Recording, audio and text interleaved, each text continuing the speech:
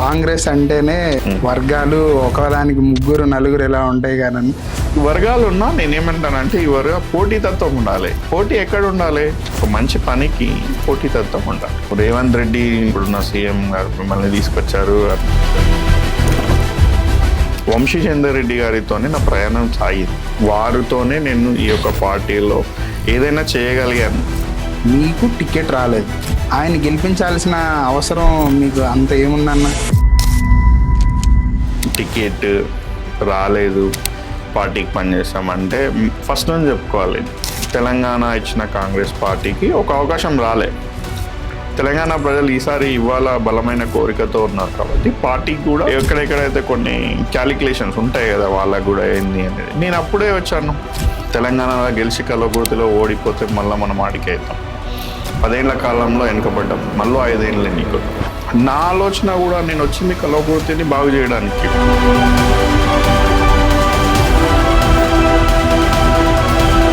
పాలిటిక్స్లో ఖచ్చితంగా ground presence అనేది ఇంపార్టెంట్ అన్న. ఇంకా ఒక నాయకుడు మా దగ్గరకు వచ్చి పని చేయాలనే దానికన్నా మీ సమస్య ఏంటి చెప్తే సొల్యూషన్ వస్తుందా లేదా. ఉట్టిగా పోయి ఏం బాగున్నారా, ఎలా ఉన్నారు అనేది అనుకున్నా. పని చేయకుండా నేను వెళ్ళి ఓకే చేస్తాను నేను మీకు ఎందుకు, ఉట్టిగా మాట్లాడడం ఏమొస్తుంది ప్రేమ్.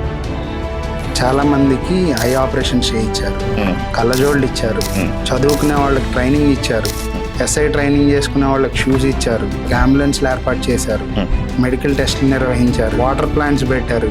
ఇవి కాకుండా చాలా చేశారు. అంటే మీరు పాలిటిక్స్లోకి రావాలనే ఉద్దేశంతో చేశారా? పాలిటిక్స్ కోసమే ఇది స్టార్ట్ చేసినాను అనుకుంటే నేను 2013లోనే చేశాను. మన అబ్జెక్టివ్ ఒకటే, ఐక్యత ఫౌండేషన్ ఏంటి అంటే విద్య, వైద్యం, ఉపాధి. మీరు ఎంప్లాయ్మెంట్ మీద ఎక్కువ ఫోకస్డ్గా మాట్లాడారన్న. ట్రూ. ఏదైనా సిచ్యువేషన్ లాంటిది ఏదైనా మీ మీద ఇంపాక్ట్ ఉందా?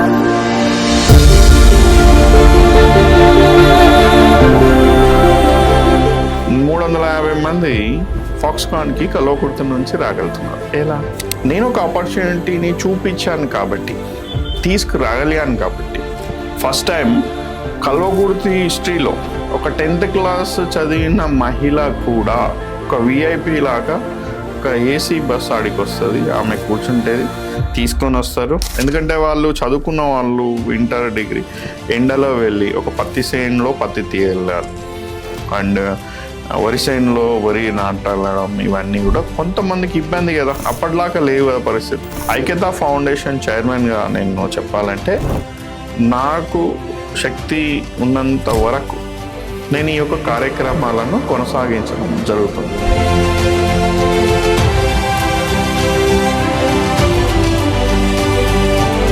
యాజ్ ఏ పొలిటీషియన్గా సెకండ్ లెవెల్ లీడర్షిప్ ఉండాలి, మీ క్యాడర్ మీరు బిల్డ్ చేసుకోవాలి, ఒక వర్గం ఉండాలి అంటున్నారు. అంతే. ఇప్పుడు వెళ్తే వీళ్ళు నా మనుషులు. సరే, కల్వకుర్తిలో నేను కాంగ్రెస్ పార్టీని రిప్రజెంట్ చేస్తున్నాను, నేను ఒక వర్గం చేస్తాను.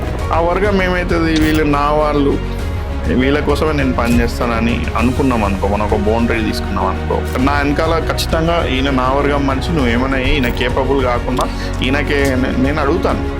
But what is the use? మీరు అనొచ్చు ఇప్పుడున్న పాలిటిక్స్లో జవాన్ ఏడా నడుస్తున్నాయన్నా, ఎవరిని వాడే ఏమన్నా తీరే అట్లా చూసుకుంటున్నారు. అది దాన్ని వేయడానికి నేను అమెరికాకి వెళ్ళి ఎందుకు వస్తా? అట్లా ఆలోచన ఉంటే. నువ్వు వంశీచంద్ర రెడ్డి గారితో మంచి రిలేషన్ అని అన్నారు, కానీ మాకు తెలిసింది ఏంటంటే 2023లో ఆయన వల్ల మీకు టికెట్ రాలేదు. బీఆర్ఎస్ గవర్నమెంట్ గత 9.5 సంవత్సరాలు అప్పుడు చూసుకున్నప్పుడు వివిధ కార్యక్రమాలు వాళ్ళు చేసినా కొంచెం ఎంతో కొంత అసంతృప్తి అనేది యాంటీ ఇన్కంబెన్సీ న్యాచురల్ వస్తుంటుంది కదా. సో ఆ టైంలో దీన్ని అడ్వాంటేజ్ చేసుకోవడానికి ప్రతి సీట్ ఇంపార్టెంట్ కాంగ్రెస్ పార్టీకి. ఫస్ట్ రేషన్ కార్డులు కొన్ని సంవత్సరాల నుంచి ఆగిపోయాయి, రేషన్ కార్డులు వచ్చాయి. ఇంద్రమ్మ ఇండ్లు 10 ఏళ్లలో ఇంద్రమ్మ ఇండ్లు రాలేదు. సో ఇప్పుడు ప్రతి ఊరికి ఇంద్రమ్మ ఇండ్లు వచ్చాయి. వంశీచందర్ రెడ్డి గారు నాకు టికెట్ రాకుండా చేశారనడానికి కొంతమంది మధ్యలో ఉన్న వాళ్ళు చేయొచ్చు, ఇంకోటి చేయొచ్చు. వంశీచందర్ రెడ్డి గారి ఆలోచన కూడా కావచ్చు. ఒకవేళ 2023లో లాగా టికెట్ రాకపోతే ఇండిపెండెంట్గా పోటీ చేసే ఆలోచన ఉంది.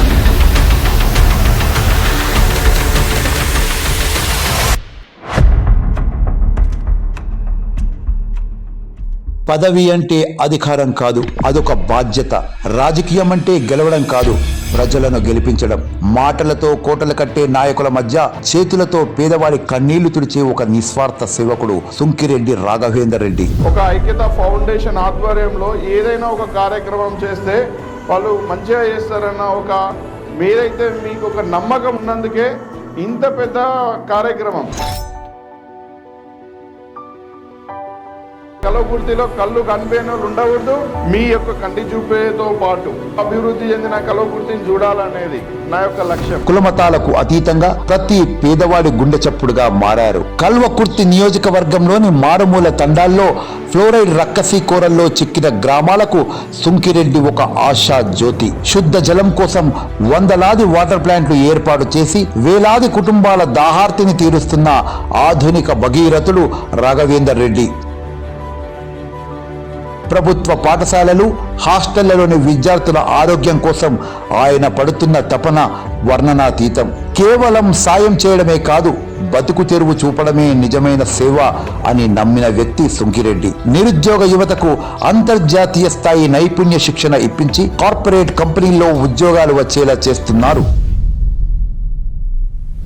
మహిళా సాధికారత అంటే కేవలం మాటలు కాదు. ఆర్థిక ఇబ్బందుల్లో ఉన్న మహిళలకు హైదరాబాద్లోని కంపెనీల్లో ఉపాధి కల్పించి ప్రత్యేక బస్సు సౌకర్యాలు ఏర్పాటు చేసి వారి జీవితాల్లో వెలుగులు నింపిన కార్యశీలి ఆయన. పార్టీలకు అతీతంగా ఆపదలో ఉన్న ఎవరికైనా గుర్తొచ్చే మొట్టమొదటి పేరు సుంకిరెడ్డి. డబ్బుతో రాజకీయం చేసే ఈ కాలంలో మానవత్వంతో జనం మనసు గెలుచుకున్న నికార్సైన నాయకుడు. నిస్వార్థ రాజకీయానికి నిలువెత్తు రూపం. కష్టాల్లో ఉన్నవారికి కొండంత అండ, సేవయే మార్గం, ప్రజాక్షేమమే లక్ష్యంగా ముందుకెళ్తున్నారు సుంకిరెడ్డి రాఘవేందర్ రెడ్డి. అందరికీ నమస్కారం. Welcome to open mic with Prem. ఈరోజు మనతో ఉన్నారు సుంకిరెడ్డి రాఘవేందర్ రెడ్డి గారు. అన్న నమస్కారం. అన్న నమస్తే Prem brother. Welcome to open mic with Prem. అన్న థ్యాంక్ యూ అన్న. ఇప్పుడు స్ట్రైట్ టు ద పాయింట్ అన్న. Before going to politics topic, అసలు మీ విద్యాభ్యాసం ఎక్కడ చేశారు, ఏం చదువుకున్నారు, యుఎస్లో మీరు నడిపిన కంపెనీస్ ఏంటి, వై కల్వకుర్తి? సో ముందుగా విద్యాభ్యాసం. సో అందరు చదివినట్టే మాది కల్వకుర్తిలోని వెల్దండ మండల్ చౌదరపల్లి గ్రామం. సో ఫస్ట్ సెకండ్ నా విద్యాభ్యాసం మా ఊరిలో చౌదరపల్లి గ్రామంలోనే జరిగింది. సో అది కొంచెం డిఫరెంట్ ఉంటుంది, ఎవ్రీ 2 years మారుతుంటుంది. సో థర్డ్ ఫోర్త్ వచ్చేసి బుద్వెన్, అది కూడా సేమ్ ఇప్పుడు కల్వకుర్తి నియోజకవర్గంలో ఉండేది, Kadthal mandal. 5th 6th Amangal town boys high school ఉంది, శిష్మందిలో ఉంది. 1 సంవత్సరం అక్కడ, 1 సంవత్సరం ఇక్కడ. 7th 8th వచ్చేసి Mahabub Nagar basic practising high school BPHS. 9th 10th Hyderabad Keshava memorial high school. అక్కడ నుంచి ఇంకా నాది హయ్యర్ ఎడ్యుకేషన్ వచ్చేసి CBIT సివిల్ ఇంజనీరింగ్, తర్వాత masters in structural engineering OU. So ఈ విధంగా నా విద్యాభ్యాసం కొనసాగింది. So you see that 6 to 7 different places. తర్వాత అన్న మీరు యుఎస్లో బిజినెస్ స్టార్ట్ చేశారు కదన్న. సో యుఎస్ ఎలా వెళ్ళాము, ఎందుకు ఎలా అంటే, నేను మాస్టర్స్ చేసేటప్పుడు, that was back then in 2004. So అందరిలాగానే ఇంజనీరింగ్ తర్వాత మా సిస్టర్కి మ్యారేజ్ అయ్యి 2002 యుఎస్ వెళ్ళింది. సో వెళ్ళిన తర్వాత ఐ జాయిన్ మాస్టర్స్ ఆ టైంలో ఇంజనీరింగ్ తర్వాత. సో 2004లో అందరూ చేసినట్టే నేను అప్లై చేశాను జాబ్ వీసాకి. H1 వచ్చింది అప్పుడు. సో 2004 అక్టోబర్ H1 స్టార్టింగ్ వచ్చేసి. సో నేను వెళ్ళింది మాత్రం 2005 జూన్. తర్వాత తెలిసింది H1 అంటే మనకు సాఫ్ట్వేర్ మీద వర్క్ చేయాలి, non immigrant skilled worker visa అది. సో చాలామంది ఆ టైంలో ఇంజనీరింగ్ చేసిన తర్వాత నెక్స్ట్ ఎక్కడ ఉంటుంది ఏంటి, నెక్స్ట్ వచ్చే లైఫ్ కానీ జాబ్ కానీ ఫర్దర్ నువ్వేమైనా చేయాలనుకుంటే ఆపర్చునిటీ అక్కడ వచ్చేసింది. కాబట్టి ఎలాగో మా సిస్టర్ కూడా పోయింది కదా, సో ఆమె సహకారంతో సో అలా యుఎస్ పోవడం జరిగింది. పోయిన తర్వాత అందరిలాగానే 1-2 years, ఎందుకంటే నేను చదివింది స్ట్రక్చర్ ఇంజనీరింగ్, చేయాల్సింది సాఫ్ట్వేర్ సైడ్. సో ఆబ్వియస్గా ట్రాన్సిషన్ అనేది కొంచెం స్మూత్ ట్రాన్సిషన్ లాగా ఉండాలి నాకు. టైం పట్టింది. So then I got job అందరిలాగానే కన్సల్టింగ్ అంటే చేయడం వివిధ కంపెనీలలో చేసి ఒక 2 years తర్వాత I joined in services side. So 2008 ఆ టైంలో 2008 నుంచి ఒక సర్వీసెస్ సైడ్ జాయిన్ అయ్యి 2010లో కొంచెం ముందుకెళ్ళి 14లో I got the company, I bought it అన్నట్టు. ఒక 50% పార్ట్నర్షిప్ నేను పనిచేసే దగ్గర. సో అట్లా చేసుకుంటూ 2014 నుంచి 16-17 వరకు అదే సేమ్ కంపెనీ, అలాంటి బిజినెస్ ఒక డిఫరెంట్ తెలిసిన వాళ్ళతోని వేరే వేరే లొకేషన్లో స్టార్ట్ చేయడం జరిగింది. నేను చేసింది అక్కడ ఏంటి అంటే మన ఇండియన్ బేస్డ్ స్టాఫింగ్ కానీ, కన్సల్టింగ్ కానీ, డెవలప్మెంట్ ఫార్మ్స్కి risk analysis and HR services, insurance services, ఇట్లా చాలా ఉంటాయి కదా కంపెనీలు అక్కడ నడపాలి అంటే. బ్యాక్ ఆఫీస్ సపోర్ట్ తీసుకొని, అంటే వాళ్ళకి ఏదైతే ప్రైమరీ వాళ్ళ ఫోకస్ వచ్చేసి ఏముంటుంది, ఐటీ స్టాఫింగ్ అంటే ఐటీ మీద వర్క్ చేయాలి, ఐటీ డెవలప్మెంట్ అంటే డెవలప్మెంట్ మీద ప్రాజెక్ట్స్ తీసుకొని వచ్చేసి పని చేయాలి. సో వాళ్ళ ప్రైమరీ ఫోకస్ అదైనప్పుడు సెకండరీ వర్క్ ఏదైతే ఉంటుందో వాళ్ళ మెయింటెనెన్స్ కానీ, వాళ్ళ ఏమంటారు రిస్క్ అసెస్మెంట్ కానీ, ఇన్సూరెన్సెస్ అంటే హెల్త్, వాళ్ళకి ఎంప్లాయీస్ ఉంటే వాళ్ళ ఇన్సూరెన్స్ కానీ, కంపెనీస్ ఉంటే వాళ్ళ లయబిలిటీ ఇన్సూరెన్స్ కానీ, కొన్నిసార్లు ఏంటంటే HR సపోర్ట్ కూడా మేము చేయడం జరిగింది అన్నట్టు. సో అట్లా నా యొక్క ఏదైతే మీరు అడిగినో యుఎస్లో ఆ విధంగా చేయడం జరిగింది. 2020 డిసెంబర్ ఆ టైంలో నేను ఎగ్జిట్ అయినా నా బిజినెస్ అన్నిటి నుంచి. So I merged with the American కంపెనీకి, అంటే అమ్మేసి ఇండియాకి రావడం జరిగింది. సో ఇది అమెరికా స్టోరీ. ఇప్పుడు ఇండియాకి రావాలని ఎందుకు అనుకున్నారన్న? So good question Prem. మన అందరికీ తెలుసు పాండమిక్, ఏది మన కరోనా టైం 19 కానీ 20 కానీ ఇయర్ 2021లో ఈ యొక్క సందర్భంలో లాక్డౌన్ అయింది. చాలామంది ఇండ్లలోనే ఉన్నారు. సో నేను అక్కడే, మా సిస్టర్ అక్కడే, మా పేరెంట్స్ మాత్రం ఇక్కడే ఉండేటోళ్ళు. సో మా నాన్న సిక్ అయ్యిండు దానికన్నా ముందే, ఒక 2019 కన్నా ముందే, 3-4 years ముందే సిక్ అయ్యిండు. అంటే ఇప్పుడు బ్రెయిన్ హ్యామరేజ్ ఉంటుంది కదా, బ్లడ్ క్లాట్ అయింది. సో అయినప్పుడు మేము ఇక్కడ లేం. ఆ టైంలో ఎమర్జెన్సీ వచ్చింది ఇంకా. సో నేను రాలేకపోయినా ఒకసారి, అంటే అంత ఎమర్జెన్సీ కదా, అక్కడే ఉండి. సో సర్జరీ అయింది మొత్తానికి ఇక్కడ. సో ఈ వాజ్ ఫైన్. బట్ స్టిల్ ఏంటంటే అది ఏజ్డ్, ఇట్స్ ఆల్మోస్ట్ 70 years ఆ టైంలోనే. Is now 75. సో ఎవరం లేం, అందరం అక్కడే ఉన్నాం. సో ఎమర్జెన్సీ వచ్చినప్పుడు వేరే వాళ్ళు, ఫ్యామిలీ, కుటుంబ సభ్యులు కొంతమంది వచ్చి హెల్ప్ చేయడం జరిగింది, ఉండడం జరిగింది. కానీ ఓవరాల్గా చూసుకుంటే మేము లేం కదా. అట్లనే నేనేంటి ఇంకొకటి, సరే ఆ టైంలో అందరూ వస్తారా చేస్తారా అనేది కాకుండా నేనైతే లేకుండే కదా కొన్ని రోజులు. ఎలాగూ 20లో పాండమిక్ వచ్చింది.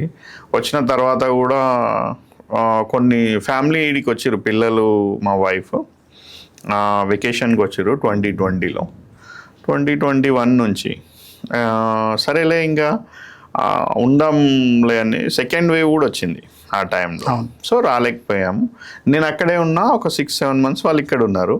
వాళ్ళకి ఆన్లైన్ కోర్సెస్ తీసుకుంటున్నారు పిల్లలు. ఇట్ వాజ్ గోయింగ్ ఫైన్, అంటే మంచిగానే ఉండింది కాబట్టి. సో నేను మూవ్ అయ్యాను. రెండోది ఏంది, కంపెనీది నేను చెప్పాను కదా. సో ఎగ్జిట్ ప్లాన్ చేసి ఇండియాలో ఉందాము అనే ఆలోచన ఆ టైంలో వచ్చింది. అంతకన్నా ముందే వివిధ కార్యక్రమాలు నేను చేసేవాడిని. ఈ సోషల్ వర్క్ అనేది మనం మాట్లాడదాం అది. సో ఆ టైంలో ఎలాగూ ఇంకా ఇండియా వచ్చాను. వచ్చిన తర్వాత ఫ్యామిలీతోనంటే ఇంకా దగ్గర ఉంటాం కదా. నేను ఇక్కడ ఉన్నా కానీ అమ్మ వాళ్ళు నేను నియర్ బై ఉంటారు. రావడానికి అయితే కారణం ఇండియాకి రావాలి అనే దానికి అయితే ఇది రీజన్ అన్న. ఇప్పుడు మీకు యూఎస్లో మంచి శాలరీ తర్వాత మంచి కంపెనీ స్టార్ట్ చేసుకున్నారు. ఇవన్నీ కూడా ఏంటంటే ఫ్యామిలీతో కలిసి ఉండాలన్న ఉద్దేశంతో మీరు ఇండియాకి వచ్చారు. వీటన్నిటి మధ్యలో పాలిటిక్స్ ఎలా వచ్చిందన్న? దీని గురించి మాట్లాడాలంటే ప్రేమ్, డ్యూరింగ్ నేను చెప్పాను కదా పాండమిక్ టైంలో ఐ వాజ్ దేర్ ఇక్కడ యుఎస్లో ఉన్నప్పుడు ఫ్యామిలీ కూడా ఇక్కడే ఉంది. సో ఫ్రెండ్స్ వాళ్ళందరూ కూడా కలుస్తుంటాం కదా మామూలుగా, అదే సిచ్యువేషన్స్ గురించి డిస్కస్ చేస్తుంటాం. చాలా ఇది చేసినప్పుడు ఇండియాలో అక్కడ ఉన్న కొంతమంది అరే ఈ టైంలో మనం కూడా ఏదైనా చేస్తే బాగుంటుంది కదా అనే దాంట్లో ఈ డిస్కషన్లలో వచ్చింది. కానీ నేను అప్పటికే మా తాతగారి పేరు మీద సుంకిరెడ్డి సుధాకర్ రెడ్డి చారిటబుల్ ట్రస్ట్ అనేది 2013లో ఆయన చనిపోయారు. 2013లో ఆయన పేరు మీద ఈ ట్రస్ట్ ఒకటి పెట్టి దాని మీద కూడా సో ఈ కార్యక్రమాలు చేయడం జరిగింది. సో ఆ ట్రస్ట్ అప్పుడు ఉన్న హోమ్ మినిస్టర్ గారు ఉన్న సబితా ఇందర్ రెడ్డి గారు వచ్చి వారు ఇనాగ్రేట్ చేయడం జరిగింది మా చౌదరిపల్లిలో. సో ఇక్కడ చౌదరిపల్లి అంటే ఒకటి మా నాన్నగారు పుట్టింది, ఒకటి నేను పుట్టింది అనమాట. సో మా నాన్నగారు పుట్టింది వచ్చేసి పరిగి, ఇప్పుడు పరిగి కాన్స్టిట్యున్సీ, అది గండీడ్ మండల్. సో నౌ అది పార్ట్ ఆఫ్ మహబూబ్ నగర్ ఏమంటారు రూరల్ కిందికి వచ్చింది అది ఇందుకు. సో అక్కడ కూడా ఉంది విలేజ్, మన సేమ్ నేమ్ చౌదరిపల్లి. సో అక్కడ తాతగారు ఇదైన కాబట్టి ఆయన పేరు మీద ఇది ఒకటి చేద్దాం అనుకున్నప్పుడు ఆ పేరు మీద ఇదేంటి చేయడం జరుగుతుంది. సో కట్ చేస్తే ఇప్పుడు మీరు అడిగారు కదా 2020లో ఈ డిస్కషన్ అవుతుంది, అరే నేను ఇది అయితే చేస్తున్నాను నా వల్ల అయింది ఏదో ఒకటి అనే దాంట్లో ఈ ఆలోచనతోని పాలిటిక్స్కి ఎందుకు రావడం జరిగింది అనే క్వశ్చన్ మీరు అడిగింది. కాబట్టి కోర్గా నేను వచ్చేస్తా పాలిటిక్స్కి రావాలి అనే ఆలోచన దిస్ నాట్ ద థింగ్ కాలేదు. అప్పటికి మేము ఏంటంటే సరే ఏదైనా వర్క్ మనం చేయగలిగితే ఈ విధంగా ఒక విద్య కానీ సో చదువు మీద వైద్యం ఇట్లా ఒక జాబ్ ఎంప్లాయ్మెంట్ క్రియేషన్ అంటే డిస్కషన్ ఎవ్రీడే. ఇంకేముంటుంది ఈ పాండమిక్ అంటే ఇంట్లోనే కదా, రోజు డిస్కస్ చేసేవాళ్ళం. సరే ఇంకా ఇండియా వచ్చాము, అది వేరే. ఇంకా వచ్చిన 2020లో నేను చెప్పాను, 22లో నేను వచ్చాను, 22 ఆగస్ట్ నుంచి కల్వకుర్తిలో రావడం జరిగింది ఆగస్టులో. దానికన్నా ముందు 2020లో మన తెలంగాణ విమోచన ఇది డే ఉంటుంది కదా, ఫార్మేషన్ డే. అప్పుడు రేవంత్ రెడ్డి గారు కోమటిరెడ్డి గారు ఇద్దరు కూడా ఆ టైంలో యుఎస్ విజిటింగ్లో ఉన్నారు. సో ఆ యుఎస్ విజిటింగ్లో ఉన్నప్పుడు రేవంత్ రెడ్డి గారు ప్రోగ్రామ్స్లలో కొన్ని వారు న్యూజెర్సీ కానీ న్యూయార్క్ కానీ అట్లాంటా వెళ్ళినారు, తర్వాత డాలస్ వచ్చారు. సో డాలస్ ప్రోగ్రామ్కి నాతో పాటు ఇంకొంతమంది లోకల్లో ఉన్న ఫ్రెండ్స్ అందరం కలిసి ఆ ఈవెంట్ని మేము అంటే ఐఓసి ఇండియన్ ఓవర్సీస్ కాంగ్రెస్ ఉంటుంది, సో వాళ్ళతో పాటు అట్లనే తెలంగాణకి సంబంధించిన స్టేట్ బాడీ కూడా ఉంటుంది కదా, వాళ్ళందరం కలిసి సో నేను వన్ ఆఫ్ ద యాక్టివ్ మెంబర్గా డాలస్ ప్రోగ్రామ్కి నేను ఉండే. సో వెంకటరెడ్డి గారు కూడా ఆ టైంకి వారు కూడా రావడం జరిగింది. సో ఇద్దరిని కలిపి ఒక స్టేజ్ మీద ఆ రోజు ఆ ఫార్మేషన్ డే చేయడం జరిగింది. సో అప్పుడు అది మొదటి స్టెప్ అనుకోవచ్చు మీరు. అలా దాని తర్వాత నేను ఇండియాకి ఎలాగో వచ్చాను కదా, ఈ కార్యక్రమాలు చేస్తూనే ఉన్నాను. కల్వకుర్తి నియోజకవర్గంలో ఈ కార్యక్రమాలు ఏవైతే ఉన్నాయో సేమ్ అప్పుడు ఈ విద్య దాని మీద.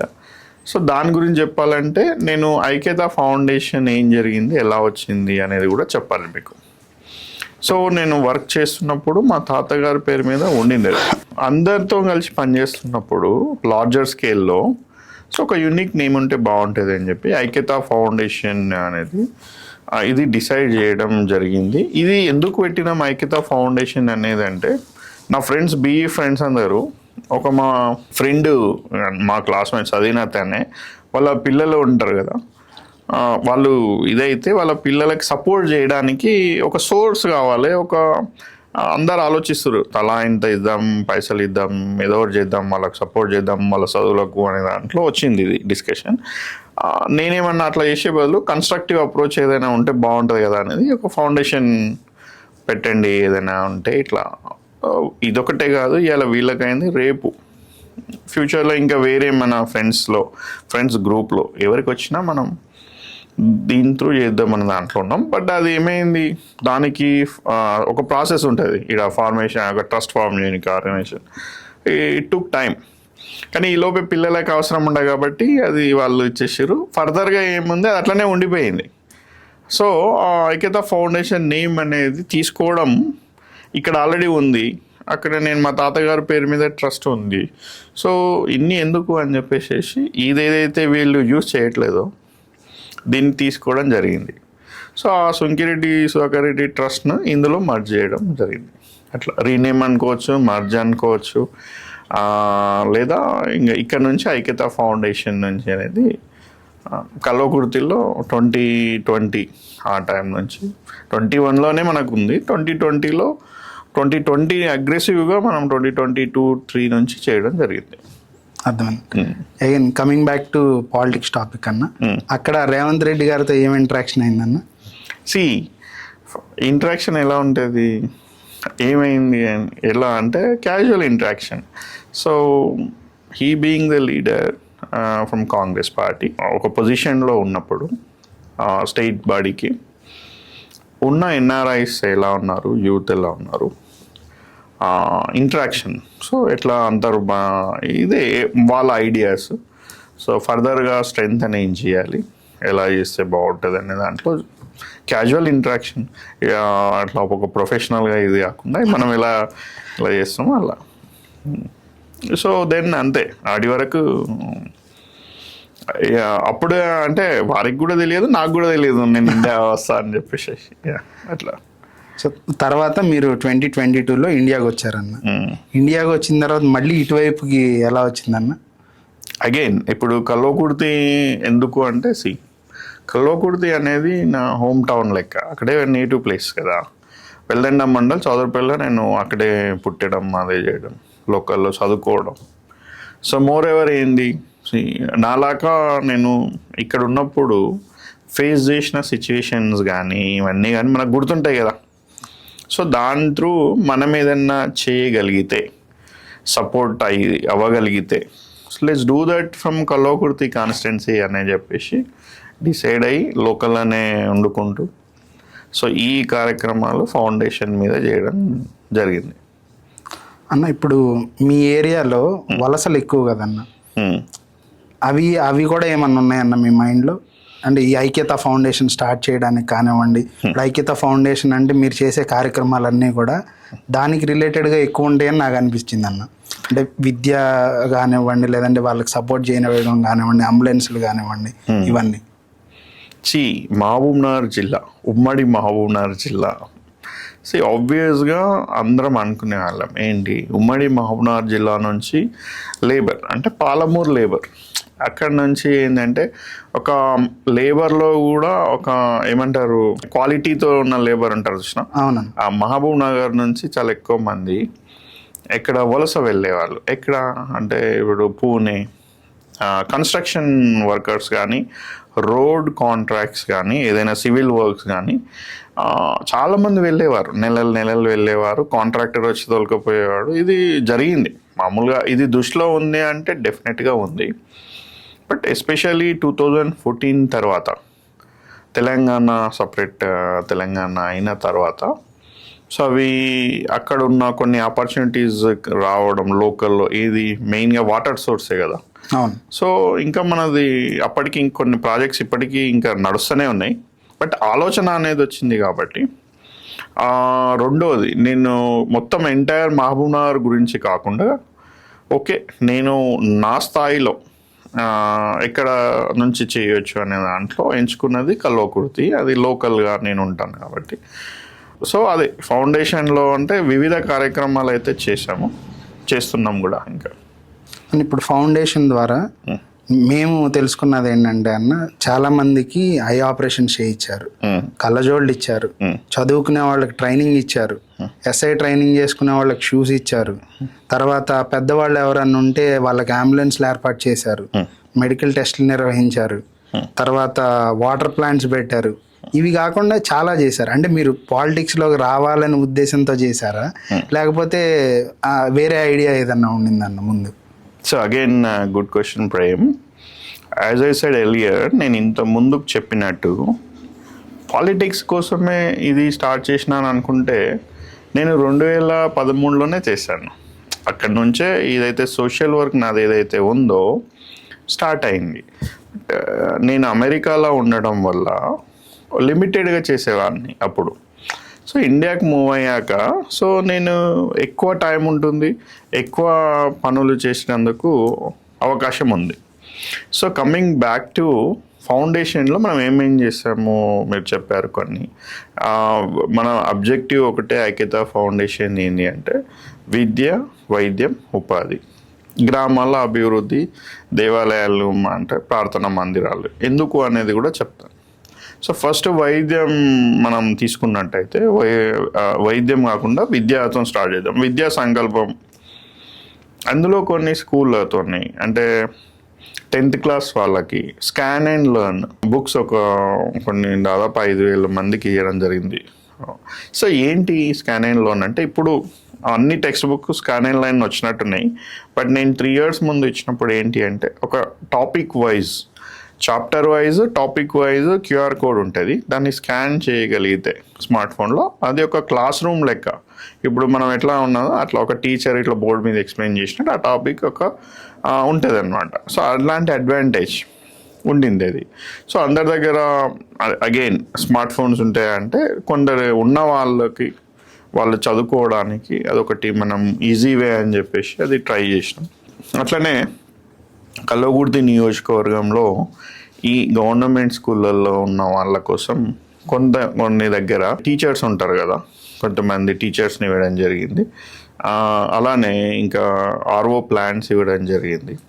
వారి కోసం ఒక స్కూల్ వల్దండాలో ల్యాప్టాప్స్ కూడా ఇచ్చాం. సో దట్ ఏంటంటే ఒక ఎంకరేజ్మెంట్. గురుకులాస్ దాంట్లలో చూసుకున్నట్టయితే 12th వరకు ఉంటుంది. సో ఆ 12th చదివేటోళ్ళకి ఏంది ఇంటర్ ఈ బేసిక్ కంప్యూటింగ్ స్కిల్స్ ఏదైనా, బేసిక్ ప్రాక్టీస్ ఏదైనా, కంప్యూటర్ కోర్స్లో ఏదైనా ఉంటే బాగుంటుంది కదా అని చెప్పి, సో ఇన్ అసోసియేషన్ టాస్క్లో పనిచేస్తాను కదా, సో టాస్క్ త్రూ మనం ఇవ్వడం జరిగింది అది. అట్లనే క్రీడా సామాగ్రి ఇవ్వడం జరిగింది.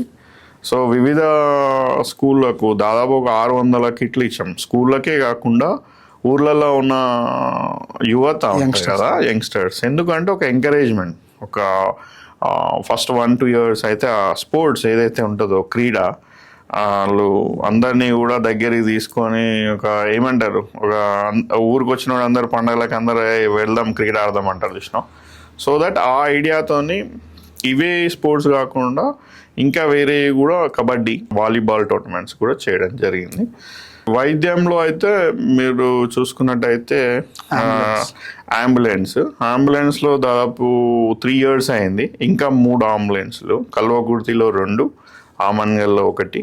అత్యవసర పరిస్థితులలో ఎమర్జెన్సీలో ఉన్న వాళ్ళకి ఫ్రీగా మనం ప్రొవైడ్ చేయడం జరుగుతుంది. ఒక 6,000-7,000 వరకు ఉంటుండొచ్చు బెనిఫిషియరీస్.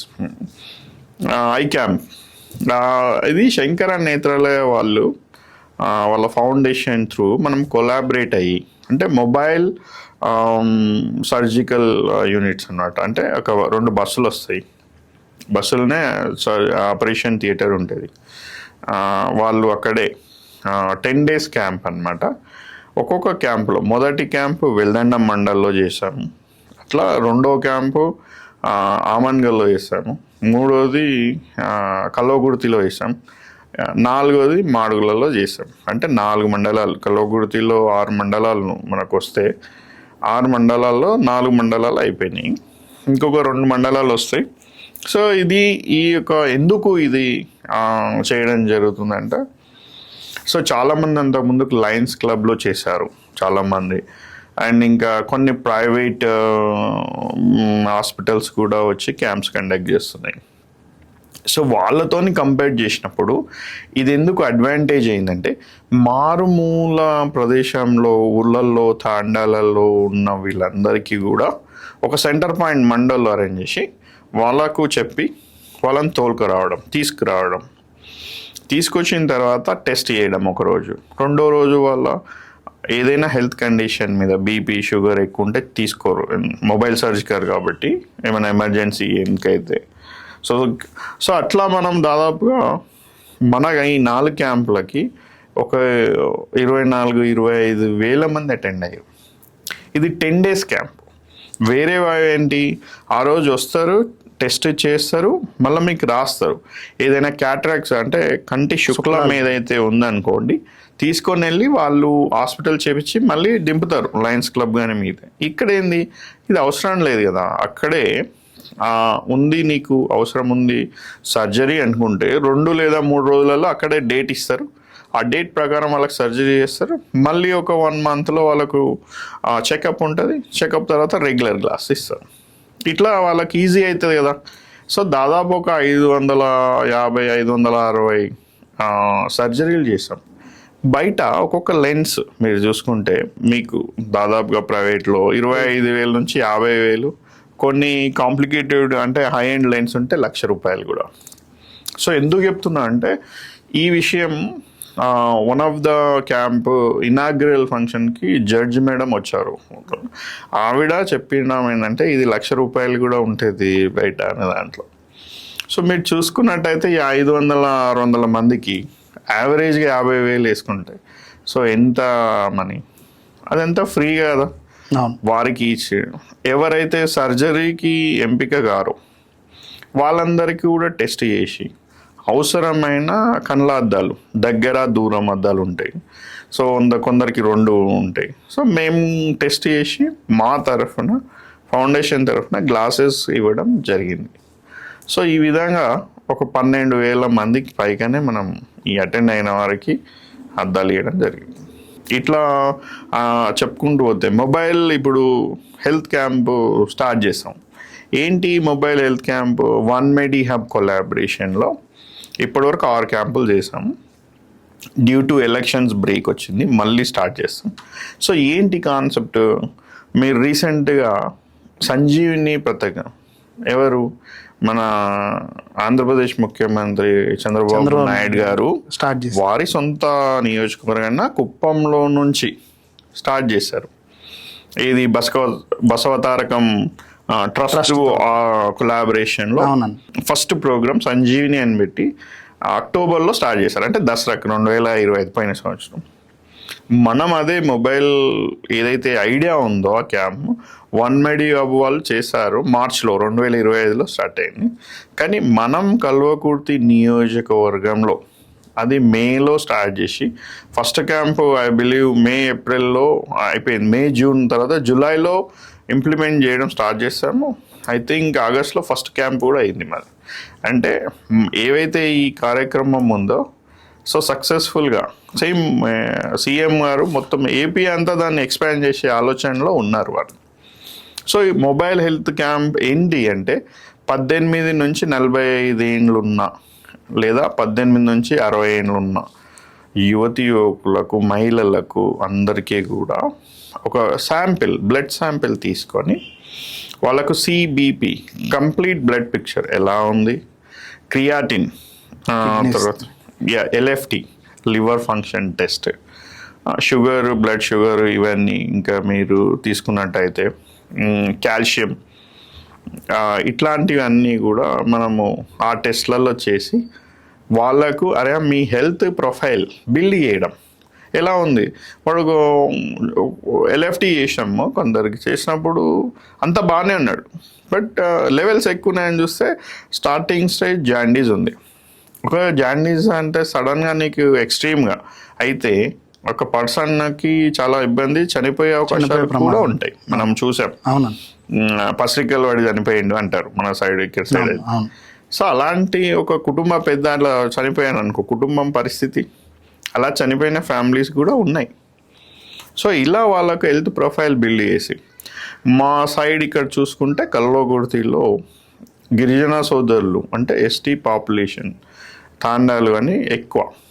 సో ఎక్కువ ఉన్నప్పుడు వారు అంటే ఒక అవగాహన కోసమే మనము ఈ కార్యక్రమాలు వాళ్ళకి ఇచ్చి చెప్పడం జరుగుతుంది. ఎక్కువ రెడ్ మీట్ అంటే మటన్, మనం మటన్ తిన్నామా, మటన్ తెలుసు కదా, కల్చర్, పార్ట్ ఆఫ్ కల్చర్ ఉంటే అది దావత్ అవుతుంది. నాట్ ఓన్లీ వాళ్ళు ఎస్టీఏనే కాదు, ఎవరైనా తెలంగాణలో ఇది ఉంటారు. కానీ ఎస్పెషల్లీ మా ఏరియాలో మేము ఈ అబ్జర్వేషన్లో ఎందుకు చెప్తున్నా అంటే, ఆ రెడ్ మీట్ వల్ల మీకు తెలుసు కదా ఫ్యాటీ లివర్ కానీ ఇవన్నీ రావడం జరుగుతుంది. సో కొద్దిగా వాళ్ళకు అవగాహన కల్పించడానికి, ఎందుకంటే ఈ ఒక 6 నెలలు ఒక టెస్ట్ చేసుకున్నప్పుడు మనం నీ దగ్గరికి సరే మీది ఎక్కువ ఉందంటే కొంచెం జాగ్రత్త పడతాడు, అరే ఇబ్బంది అవుతుంది ఖచ్చితంగా. సో ఆ అవగాహన కల్పించడానికి ఈ కార్యక్రమం చేయడం జరుగుతుంది. ఈ కార్యక్రమం వచ్చే ప్రతి వచ్చే నెల నుంచి కానీ 2 నుంచి లేదా 3 క్యాంపులు జరుగుతాయి. సో ఇట్లా మనం వైద్యం మీద చేస్తున్నాం. ఇక ఆర్థిక సహాయాలు కూడా చేస్తాం ఎమర్జెన్సీలో ఉన్న వాళ్ళకి. అది ఇక జాబ్ మేళా ఇది తీసుకుంటే ఏంటి మనం నెక్స్ట్ వచ్చేసి, ఇప్పుడు మీరు జాబ్ మేళా అంటే గుర్తొచ్చిందన్న, హైదరాబాద్కి చాలా దగ్గరగా ఉండే కాన్స్టిట్యున్సీ మీది. ఇప్పుడు ఫ్యూచర్ సిటీకి కూడా చాలా దగ్గరగా ఉండే కాన్స్టిట్యున్సీ. కానీ అక్కడ స్కిల్స్ ఉన్న వాళ్ళకు కూడా ఉద్యోగ అవకాశాలు అందకపోతే మీరు ఒక ఏదో ట్రైనింగ్ ఇప్పించి ఆ ఫాక్స్కాన్లో వాళ్ళకి బస్సులు కూడా ఏదో ఏర్పాటు చేశారని చెప్పి తెలిసిందన్న, మొన్న న్యూస్లో చూసాము. సో అదే దాని గురించి చెప్పండి అన్న ఒకసారి. డెఫినెట్గా అంటే జాబ్స్ గురించి, ఎంప్లాయ్మెంట్ క్రియేషన్ గురించి. సో యాజ్ యూ సెడ్, మాది కల్వకుర్తి అనేది హైదరాబాద్కి 60 కిలోమీటర్ల దూరంలోనే ఉంది, అత్యంత దగ్గరగా ఉంది. ఉన్నా కూడా ఏమవుతుంది అంటే, కొన్ని మండలాలకి వాటర్ ప్రాపర్గా లేదు, కొన్ని మండలాలకి హైదరాబాద్కి ఇంకా కడతాల్ లాంటిది చూసుకుంటే అది ఫ్యూచర్ సిటీలో కలిసిపోయింది దాదాపుగా. సో ఇలాంటి సిచ్యువేషన్లలో క్రియేషన్ అంటే ఎంప్లాయ్మెంట్ క్రియేషన్, కొత్త కంపెనీస్ ఏం కావాలి, కొత్త కంపెనీస్ అక్కడ రావాలి అంటే వాటర్ సోర్స్ కావాలి. ఇంకొకటి ఏంటి, ట్రాన్స్పోర్టేషన్ ఈజీ ఉండాలి. సో ఫీజిబిలిటీ అంటే అక్కడ లోకల్లో ఉన్న కండిషన్స్ కానీ, ఎవరైతే రావాలనుకున్నారో వారు పెట్టాలనుకున్న దగ్గర వాళ్ళకి వర్కౌట్ అవ్వాలి. అంటే ఇన్ఫ్రాస్ట్రక్చర్తో పాటు ల్యాండ్ కాస్ట్ కానీ మిగతాయి కానీ ఇవన్నీ కూడా వాళ్ళకి వర్కౌట్ అయితే కంపెనీ వస్తుంది. సో యాజ్ ఐ సెడ్, కల్వకుర్తికి 60 కిలోమీటర్ల దూరం ఉన్నప్పుడు కల్వకుర్తి చుట్టుపక్కల ఏదైనా ఇండస్ట్రియల్ ఉన్నట్టయితే వస్తారు. కల్వకుర్తిలో పెట్టడానికి ఇప్పుడు చెప్పా కదా, బాగా రేట్లు పెరిగినాయి. 3 కోట్ల నుంచి 4 కోట్లు, రోడ్డుకి 5 కోట్లు కూడా ఉంది per acre. So government land కూడా ప్రొవిజన్ ఇవ్వాలి, అంటే ప్రోత్సాహకం చేస్తే వస్తాయేమో. కానీ ఇప్పుడున్న పరిస్థితులలో అక్కడ చూసుకున్నట్టయితే మనం కంపెనీలు వచ్చే వరకు ఆగలేకుండా లోకల్లో ఉన్న యూత్ హైదరాబాద్కి 60 కిలోమీటర్లే కదా, ఎస్పెషల్లీ వాళ్ళకి ఏదైనా స్కిల్ మనం ఇచ్చి, వాళ్ళు ఒక 10th ఉంటారు, ఇంటర్ ఉంటారు, డిగ్రీ ఉంటారు, కొంతమంది కాంపిటేటివ్ ఎగ్జామ్స్ ప్రిపేర్ అవుతుంటారు, కొంతమంది కారు. గవర్నమెంట్ క్యాలెండర్ వేసినప్పుడు ఇవి వాళ్ళు ఓకే, అట్లా 100లో ఒక 10 ఎంతో, మిగతా 90 మెంబర్స్ వేరే జాబులు వెతుక్కోవడం మీద వాళ్ళకి తగిన నైపుణ్య శిక్షణ ఇచ్చి మనం ఐటీ కానీ నాన్ ఐటీ కానీ, సో చాలా జాబ్స్ ఉన్నాయి. ఇప్పుడు ఫార్మా ఇండస్ట్రీ ఉంది, హాస్పిటాలిటీ ఇండస్ట్రీ ఉంది, ఈ-కామర్స్ ఉంది, banking and insurance financial industries ఉన్నాయి. ఇప్పుడు కొత్తగా ఎలక్ట్రిక్ వెహికల్స్ ఇది కూడా చాలా బూమ్ నడుస్తూ ఉంది, మ్యానుఫ్యాక్చరింగ్ ఇండస్ట్రీ. సో ఈ విధంగా చూసుకుంటే మనం ఏదైనా ఒకటి స్కిల్ వాళ్ళకి ఇచ్చి వాళ్ళని హైదరాబాద్ పంపించే ఏర్పాట్లలో ఉన్నాయి అన్నప్పుడు, so I had a meeting with Foxconn team. So వాళ్ళకి ఆ టైంలో హైరింగ్ ఉండింది, అవసరం ఉంది. సో మేము కల్వకుర్తిలో ఉన్న మహిళలు ఎవరైతే 10th పాస్, వాళ్ళు 18 to 35, 32 years వరకు ఉన్న వాళ్ళకి వాళ్ళు ఎయిర్పాడ్స్ చేస్తారు, అసెంబ్లీ అనమాట ఇక్కడ. అట్లనే ఇంకా కొన్ని ప్రోడక్ట్స్ ఏమో ఉన్నాయి అసెంబ్లీ. సో వాళ్ళకి ట్రైనింగ్ ఇచ్చి వాళ్ళని ప్లేస్ చేసుకోవడం. ఫస్ట్ టైం కల్వకుర్తి హిస్టరీలో కల్వకుర్తి సెంటర్ నుంచి ఒక 10th క్లాస్ చదివిన మహిళ కూడా ఒక విఐపి లాగా ఒక ఏసీ బస్ ఆడికి వస్తుంది, ఆమె కూర్చుంటేది, తీసుకొని వస్తారు. అక్కడ వాళ్ళకి 2 times భోజనం, మధ్యాహ్నం కానీ మార్నింగ్ టిఫిన్ ఉంటే షిఫ్ట్లు ఉంటాయి, ఈవినింగ్ ఉంటే ఈవినింగ్, వాళ్ళకు ఫ్రీ. ఈఎస్ఐ ఉంటుంది ఎలాగో. ఇది కాకుండా పిఎఫ్ అండ్ ఏదైనా ఓటీ చేసుకుంటే కూడా అవకాశం ఉంది. అంటే ఒక ఐ వుడ్ సే 15,000 నుంచి 16,000 మంది, 16,000 రూపాయలు నెలకు వస్తున్నాయి. అట్లా ఒక దాదాపుగా 350-400 మంది జాయిన్ అయ్యారు. సో యావరేజ్గా మనం ఏం చేస్తాం కల్లకుర్తికి దీనివల్ల ఎట్లా బెనిఫిట్ అయింది? సో ఆ 300 మంది 16,000 అంటే యావరేజ్ ఎంత వస్తుంది నెలకు? కల్లకుర్తికి ఇన్కమ్ కదా అది. వాళ్ళందరూ కల్లకుర్తికి వెళ్ళి పోతున్నారు. ఆ స్పెండింగ్ అంత ఏడా జరుగుతుంది? కల్లకుర్తిలోనే జరుగుతుంది. అంటే ఆ 16,000లో 5,000 సేవ్ చేసుకున్నా, మిగతా 10,000 వాళ్ళు అక్కడే ఖర్చు పెడతారు. సో దీనివల్ల 400 మంది ఒక 10,000 రూపాయలు ఖర్చు చేస్తున్నారంటే నెలకు ఎంత అవుతుంది? ఆల్మోస్ట్ 40 lakhs దాకా అవుతుంది. 40 లక్షలు అక్కడ ఖర్చు పెడుతున్నారు అంటే సంవత్సరానికి ఎంత? ఆల్మోస్ట్ ఒక 5 crores, 4 to 5 crores. సరే 1.5 year అయింది అనుకో. ఒక 5 నుంచి 7 కోట్ల రూపాయలు వాళ్ళ వల్ల కల్లకుర్తికి బెనిఫిట్ అయినట్టే కదా. ఖచ్చితంగా. అండ్ టాప్ ఆఫ్ ఇట్ ఈ 5,000 రూపాయలు వాళ్ళు ఒక ఆమెను అడిగితే ఏం చేస్తున్నారు అమ్మా అంటే, ఆమెనే మేము ఇట్లా ఒక 5 lakhs ఒక సేవింగ్స్ చిట్టి వేసుకుంటున్నాం, మాకు కాన్ఫిడెన్స్ పెరిగింది దీనివల్ల, ఈ యొక్క జాబ్ వల్ల. ఎందుకంటే వాళ్ళు చదువుకున్న వాళ్ళు ఇంటర్ డిగ్రీ ఎండలో వెళ్ళి ఒక పత్తి చేనులో పత్తి తీయాలి, అండ్ వరి చేనులో వరి నాటడం, ఇవన్నీ కూడా కొంతమందికి ఇబ్బంది కదా, అప్పటిలాగా లేవు కదా పరిస్థితి. వాళ్ళు ఇటు జాబు లేకుండా అటు పొలం పనులు చేయకుండా ఇబ్బంది పడుతున్నారు. సో వాళ్ళ కోసం ఒక వే క్రియేట్ చేసి ఉమెన్ కోసం అని స్పెషల్గా ఆడవాళ్ళ కోసమే జాబ్ బెలా చేసినాం. సో ఇవి కాకుండా నిరుద్యోగ యువకులకు వేరే కూడా బయట కంపెనీలతోని ప్రతి సంవత్సరం మార్చి 25 నాడు మేము చేస్తుంటాం. 2 సార్లు చేసాం ఇప్పటికీ. ఈ మార్చి 25 డ్యూ ఉంది, కానీ మేము ఈ మార్చి 25 జాబ్ మేళా పెట్టొద్దు అనుకుంటున్నాం. రీజన్ ఏంటి అంటే, ప్రతిసారి 60 కంపెనీలు వస్తాయి, 2,000 మంది వస్తారు జాబ్లో అవసరం ఉన్నారు. ఈ యొక్క ఎవరైతే కంపెనీ వాళ్ళు ఉన్నారో అక్కడ వచ్చిన వాళ్ళు సో ప్రాపర్గా ఏమంటారు స్కిల్ లేకపోవడం కానీ, లేదా స్టూడెంట్స్కి వచ్చిన కంపెనీలు వీళ్ళ డిగ్రీ చేసిన వాళ్ళు ఒక 100 మంది వస్తే కంపెనీలు డిగ్రీ చేసిన 4 రావడం. సో ఈ యొక్క ఏదైతే ఉందో అన్సర్టినిటీ, దీన్ని కాకుండా ఇంకా ఫర్దర్గా బెటర్ వేలో అంటే క్లోజర్ 100 మంది వస్తే ఒక 50 మందికి ఉద్యోగాలు రావాలి. 100 మంది వచ్చి 10 మందికి వచ్చినాయి అనుకో, మిగతా వాళ్ళందరూ 90 మందికి మనం ఏం చేయలేకపోతున్నాం. సో ఇక్కడ వస్తుంది గ్యాప్ అని మేము కూర్చొని ఆలోచన చేసినప్పుడు, కంపెనీ వాళ్ళకేమో మాకు వీలు కావాలంటారు, వీళ్ళకి ఆ స్కిల్ కావాలంటే ఒక సాఫ్ట్ స్కిల్స్ కూడా, అంటే నీ రెజ్యూమే ప్రిపరేషన్ స్కిల్స్ కూడా కొంతమందికి ఉండవు. వాళ్ళకి మనం ఒక 3 weeks training, 3 to 4 weeks training ఇచ్చి ప్రాపర్ స్కిల్ ఏదైనా కాన్ఫిడెన్స్ వాళ్ళని బిల్డ్ చేసి పంపిస్తే ఆ క్లోజర్ బాగుంటుందనే ఆలోచనతో ఈసారి హోల్డ్ చేసి ఒక్కొక్క ఊరు నుంచి 10 మందిని పిలిపిస్తున్నాం. వాళ్ళతో మాట్లాడుతున్నాను, నేనే ఇంటరాక్ట్ అవుతున్నా, ఎక్కడున్నారు వాళ్ళు, ఏం చేస్తున్నారు, దాన్ని బట్టి వాళ్ళ అవసరాన్ని బట్టి వాళ్ళకి ఏ విధంగా మనం ఏ సెక్టర్లో ఎక్కడ మనం చేయొచ్చు దానికి అవసరమైన విధంగా ట్రైనింగ్ ఇప్పించడానికి. సో ఈ ప్లానింగ్ ప్రకారం నెక్స్ట్ వెళ్దాం అనుకుంటున్నాం. సేమ్ దీనికి కూడా మళ్ళీ నేను అంటే రీకాల్ చేస్తాను, స్కిల్ సెన్సస్ అవసరం. ఇక్కడ ఒక ప్రాపర్ స్కిల్ మ్యాప్ చేయాలన్నట్టు. ఒక ఊర్లో డిగ్రీ చదువుకున్న అతను, ఇంజనీరింగ్ చదువుకున్న, ఫార్మసీ ఉంది, లేదా నర్సింగ్ చేసిన వాళ్ళు ఉన్నారు. సో ఇది వాళ్ళకి ఈ జాబు ఆ సెక్టార్లో ఎలా తెప్పియాలి, ఆ వర్టికల్లో అనేది మ్యాప్ చేయాలి మనం. అంటే దీనికి స్కిల్ సెన్సస్ కావాలి. సో నేను ఇది 2022లోనే ఐ థింక్ 23లో మీరు చేశాను. అండ్ సేమ్ థింగ్ మన ముఖ్యమంత్రి ఏదైతే ప్రమాణ స్వీకారం అయినా 5 ఫైళ్ళ మీద సంతకం చేశారు చంద్రబాబు నాయుడు గారు. అందులో ఈ స్కిల్ సెన్సస్ అనేది ఆ ఫైల్ కూడా ఉంటాయి. అక్టోబర్లో చేశారు లాస్ట్ ఇయర్ 25లో. అవును.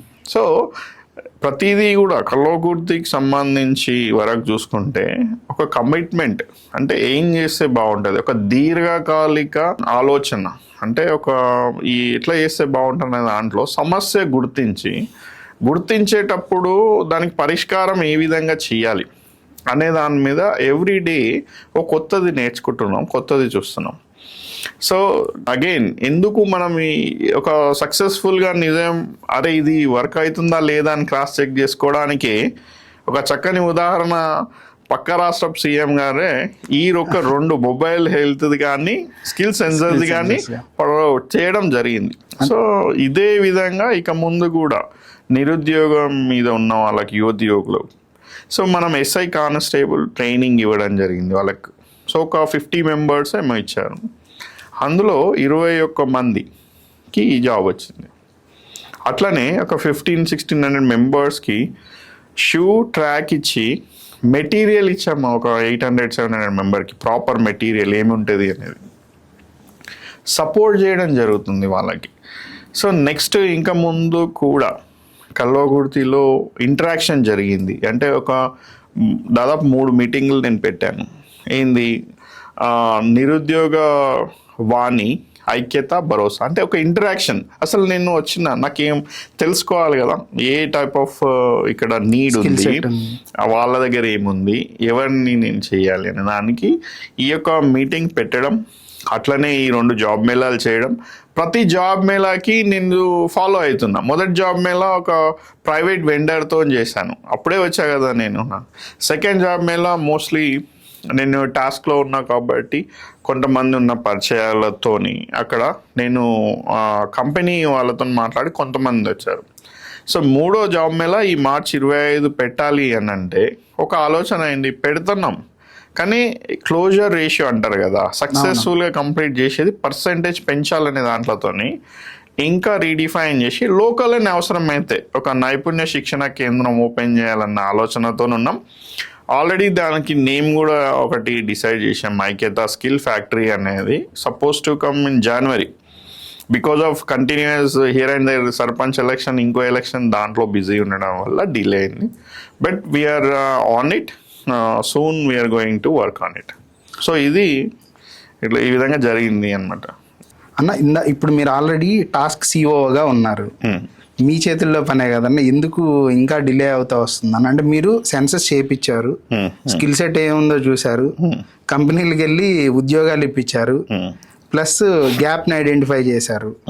సెంటర్ నెలకొల్పడానికి ఎందుకు ఇంత డిలే అవుతుంది? ఆల్మోస్ట్ ఇప్పుడు అధికారంలోకి వచ్చి 2.5 years అయిపోతుంది కదా అన్న. ఎస్ సి అగైన్ ప్రేమ్, ఇక్కడ ఏమవుతుంది అంటే యాజ్ ఐ సెడ్ టాస్క్ సిఓగా ఛార్జ్ తీసుకున్న తర్వాత ఒక కల్వకుర్తితో పాటు ములుగు, భూపాలపల్లి తర్వాత ఆసిఫాబాద్, ఈ ఇంకా కొన్ని సెంటర్లు, పెద్దపల్లి వస్తున్నాయి అన్నమాట. అందులో కొన్ని స్టార్ట్ అయినాయి. కొల్లాపూర్, కల్వకుర్తి, మహబూబ్ నగర్ ఇవన్నీ కూడా ఉన్నాయి. సో ఇది 17th సెంటర్ మన కల్వకుర్తికి వచ్చేది.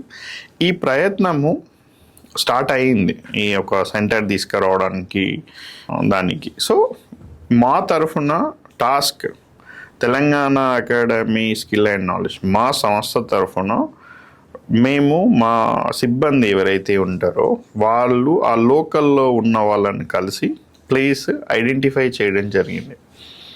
సో ఒక 3-4 ప్లేసెస్ కూడా ఐడెంటిఫై చేశాము. సో వారికి మేము ఇది రిక్వెస్ట్ లోకల్ ఎమ్మెల్యే గారికి కూడా పంపించాము. సో ఇలా ఐడెంటిఫై చేసాము, మీరు ఒక డెసిషన్ని చెప్పేస్తే దెన్ వీ విల్ స్టార్ట్ అనేది. సో ఫస్ట్ లాస్ట్ ఇయర్ చేసాము. అంటే మేము మిగతా సెంటర్లు మహబూబ్నగర్ స్టార్ట్ అయింది, ములుగు తర్వాత ఇంకా భూపాలపల్లి స్టార్ట్ అయింది, మహబూబ్నగర్ స్టార్ట్ అయింది. And we thought of Kalwakurthy last year start అవ్వాలి. సో అవ్వలేకపోయింది.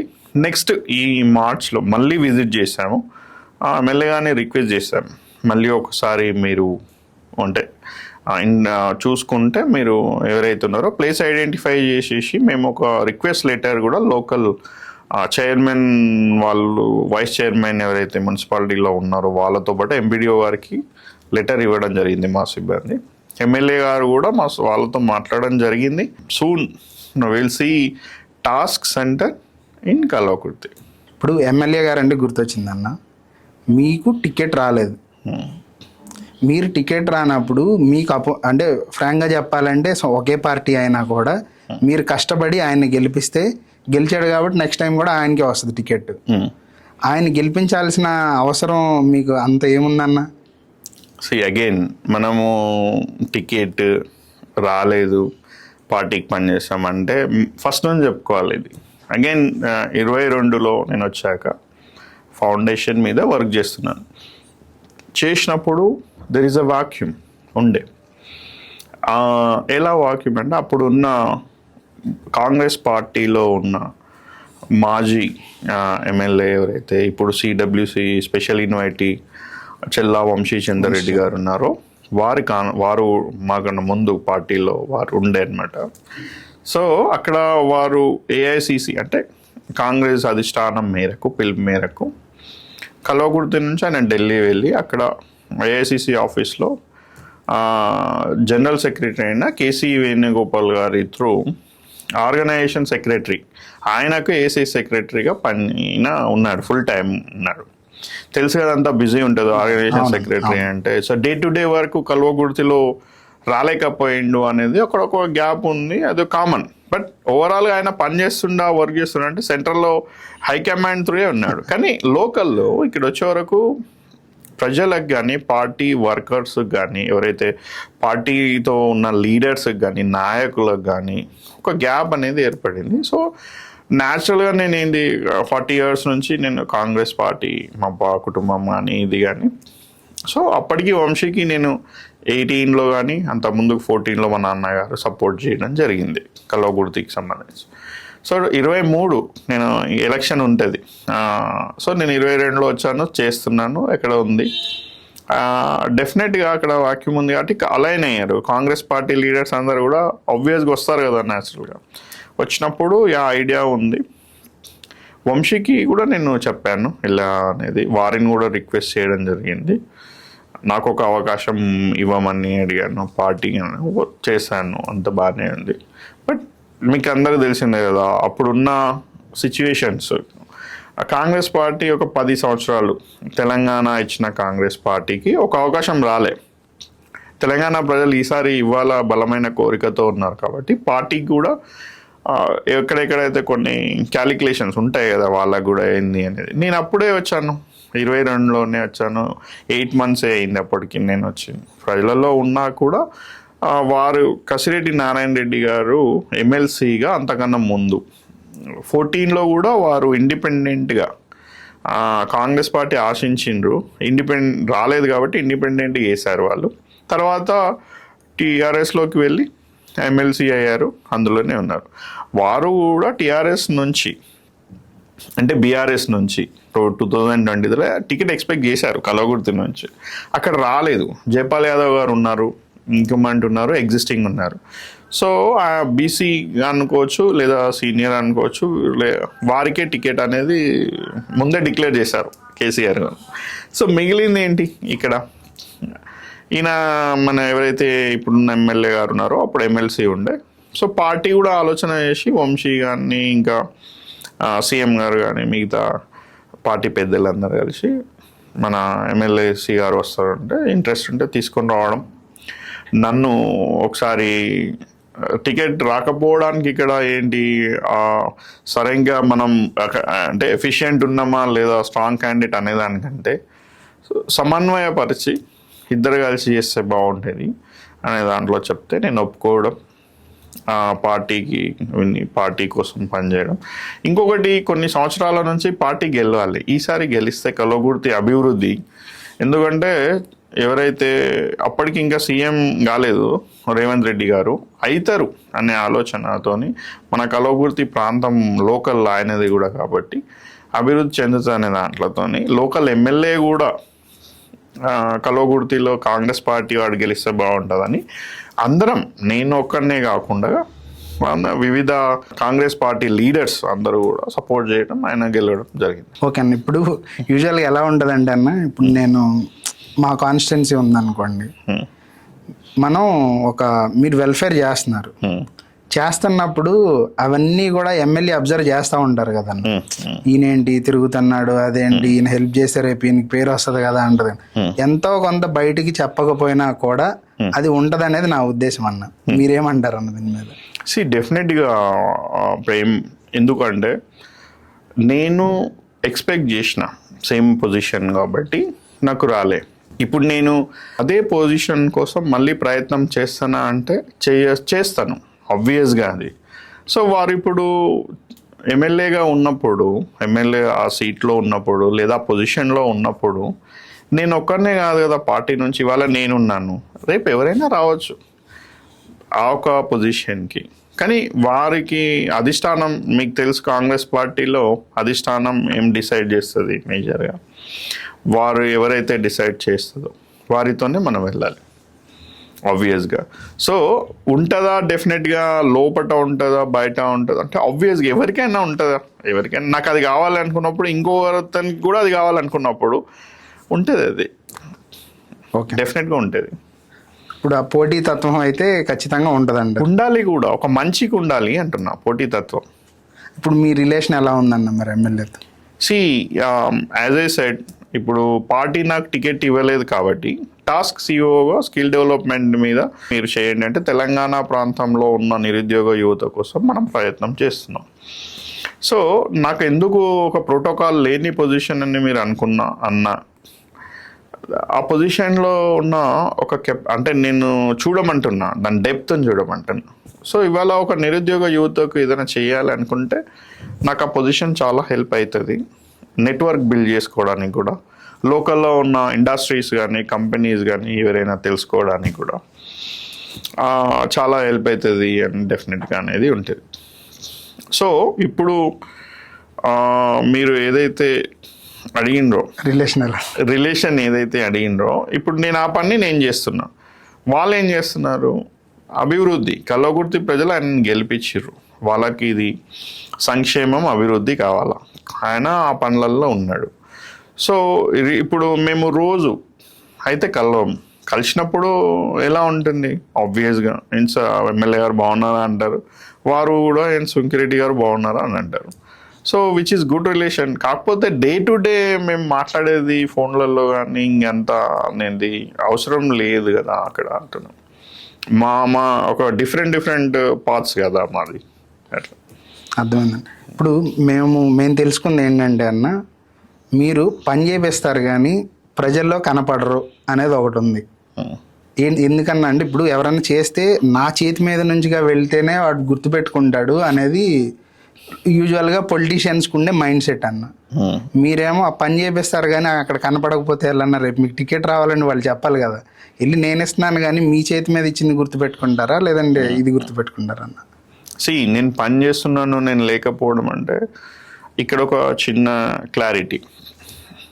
అక్కడ పని ఏంటి అనేది గుర్తించాం, పని ఏ విధంగా చేయాలనేది గుర్తించాం, పని ఏ విధంగా అంటే ఎవరు చేస్తారు అనేది పక్కకు పెడితే, నేను అనే వ్యక్తిని ఒక 5 నెలలకు ఒకసారి అమెరికా వెళ్తాను, 2 నుంచి 3 వారాలు. ఎందుకోసం అంటే నాకు ఇక్కడ మన హైదరాబాద్లో కానీ తెలంగాణలో కానీ ఇండియాలో కానీ నాకు ఎటువంటి వ్యాపారాలు ప్రస్తుతానికి లేవు, నాకున్న వ్యాపారం అమెరికాలోనే. సో 5 నెలలకు ఒకసారి లేదా 4 నెలలకు ఒకసారి ఒక 2 నుంచి 3 వారాలు వెళ్ళేసి వస్తాను. ప్రజలకు ఇక్కడ నేను లేకపోయినా కూడా వర్క్ అనేది ఆగకూడదు. ఓకే. సో ఇప్పుడు నేనుండి పని చేసేదానికన్నా నేను లేకున్నా పని జరుగుతుంది కదా, పని అయితే అయ్యింది. ఇప్పుడు ఫర్ ఎగ్జాంపుల్ చూసుకుంటే నేను 3 ఐ క్యాంపులకు, ఇనాగ్రల్ ఐ క్యాంపులకు నేను లేను. మా నాన్నగారో లేదా మా ఐక్యతా టీం మెంబర్సో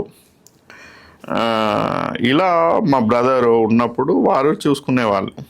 సో ఒక 10 days లేకపోయినా ఒక కార్యక్రమం 10,000 మందిని అటెండ్ చేసిన కార్యక్రమము వాళ్ళు హ్యాండిల్ చేయగలిగారు కదా. సో అక్కడ పర్పస్ సాల్వ్ అయింది. సో దాని గురించి నాకు పేరు రావాలనే దానికంటే వాళ్ళకి కావాల్సింది ఆన్ టైం నేనున్నా లేకపోయినా అక్కడ పని జరుగుతుంది. సో అది కదా కావాల్సింది. అర్థం. అంటే మీరు ఇంకా కార్పొరేట్ మైండ్ సెట్లో నుంచి ఇట్లా రాలేదేమో అని అనుకోవచ్చు అన్న. అంటే పాలిటిక్స్లో ఖచ్చితంగా గ్రౌండ్ ప్రెజెన్స్ అనేది ఇంపార్టెంట్ అన్న. కార్పొరేట్లో ఏంటంటే మేనేజర్ ఉన్నా లేకపోయినా, సిఇఓ ఉన్నా లేకపోయినా ఎవరి టాస్క్ వాళ్ళు కంప్లీట్ చేయాలి అనేది ఉండదు అన్న.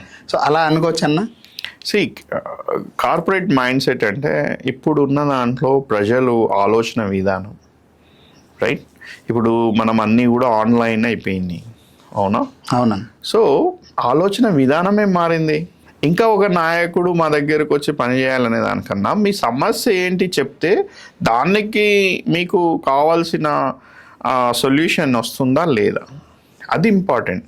కానీ నేను గ్రౌండ్లో లేననే దానికన్నా మీరు ఎవరైనా అడగండి. అంటే నేను ఒట్టిగా పోయి ఏం బాగున్నారా, ఎలా ఉన్నారు అనేదానికన్నా ఒక పని చేసి గ్రౌండ్లో వెళ్తే, పని చేయకుండా నేను వెళ్ళి ఓకే చేస్తాను నేను మీకు ఎందుకు, ఉట్టిగా మాట్లాడడం ఏమొస్తుంది ప్రేమ్? వెళ్ళినప్పుడు ఒక పర్పస్ఫుల్ విజిట్కి ఒక పర్పస్ ఉండాలి, అంటే దేని గురించి వెళ్తున్నామన్న క్లారిటీ ఉండాలి. పోతాను అమన్గల్ పోతాను, రోజు పోతాను, ఆఫీస్లో కూర్చుంటాను, వాట్ ఈస్ ద యూస్? కానీ అక్కడ ఉన్న సమస్య నీకు తెలుసుకోవచ్చు కదా, తెలుసు చేయొచ్చు కదా, ఉంది గ్యాప్ ఉంది, అంబులెన్స్లు పెట్టాను. ఎందుకు హైదరాబాద్కి అత్యవసర పరిస్థితులలో మహబూబ్నగర్కి హైదరాబాద్కి వస్తాయి, హాస్పిటల్స్ లేవు మన దగ్గర, ఇప్పుడు అవుతున్నాయి. అక్కడ గ్యాప్ ఉంది కదా, ఐడెంటిఫై చేసిన కదా. అంటే గ్రౌండ్లో నేను లేకుండానే, గ్రౌండ్లో తిరగకుండానే కల్వకుర్తిలో ఏ అవసరం ఉంది అని ఏ విధంగా గ్రహించాం మరి? రీసెర్చ్ చేశారని అంటే కూర్చొని ఏముంది తెప్పించుకుంటూ వేరు, గ్రౌండ్లో తిరగడం వేరు. మీరు వెళ్ళండి, 165 గ్రామ పంచాయతీలు, 37 మాకు 2 మున్సిపాలిటీలు, ఒకటి 22 వార్డులు, ఒకటి 15 లామన్ గల్లీ. మీరు వెళ్ళండి, అంటే ఏ ఊరు తీసుకుంటారో వెళ్దాం. 80% నేను కల్వకుర్తి నియోజకవర్గంలో 80% నేను తాండాలు కానీ, పల్లెలు, గ్రామ పంచాయతీలు కానీ, మున్సిపాలిటీలు కానీ నేను తిరిగాను. ప్రతిరోజు నేను వెళ్ళలేదు, కానీ అవసరం ఉన్నప్పుడు నేను వెళ్ళాను. వాళ్ళకు నిజంగా ఆ టైంలో నేను ఏదైనా చేయగలిగితే చేశాను. ఓకే అన్న. సో ఇప్పుడు ఇది ఒక ఆస్పెక్ట్ అన్న.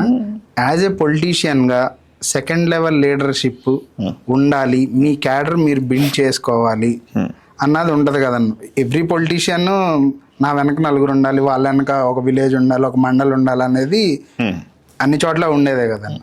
కానీ మీరు అలా కూడా బిల్డ్ చేస్తున్నారా, చేయట్లేదన్న? ఇప్పుడు మీరు అడిగిన ప్రశ్నకి ఒక వర్గం ఉండాలి అంటున్నారు. అంతే అన్న. ఇప్పుడు వెళ్తే వీళ్ళు నా మనుషులు, సరే అర్థమైంది, ఒక వర్గం. నేను ఒక వర్గం చేస్తాను. కాంగ్రెస్ పార్టీ ఇప్పుడు కల్వకుర్తిలో నేను కాంగ్రెస్ పార్టీని రిప్రజెంట్ చేస్తున్నా, నేను ఒక వర్గం చేస్తాను. ఆ వర్గం ఏమవుతుంది, వీళ్ళు నా వాళ్ళు, వీళ్ళ కోసమే నేను పనిచేస్తానని అనుకున్నాం అనుకో, మనం ఒక బౌండరీ తీసుకున్నాం అనుకో, అప్పుడు ఒక పార్టీ నమ్ముకున్న వాళ్ళు సిన్సియర్గా పనిచేసే వాళ్ళు ఉంటారు, కొంత పార్టీకే పనిచేసే వాళ్ళు ఉంటారు. ఎవరు వచ్చినా పోయిన లీడర్లు పార్టీని నమ్ముకున్న వాళ్ళు వీళ్ళు ఉన్న వాళ్ళకు, నేను ఒక వర్గము, ఇంకొకరు ఒక వర్గము, ఇంకొకరు ఒక వర్గము, అట్లా వర్గాలు చేసుకుంటూ పోతే పార్టీ మనుగడ కష్టమవుతుంది కదా, అవునా కదా? అవునా? ఆ కమిట్మెంట్తోని ఒక పార్టీకి మనం పనిచేస్తున్నాం, 100% మన డెడికేషన్ ఉండాలి.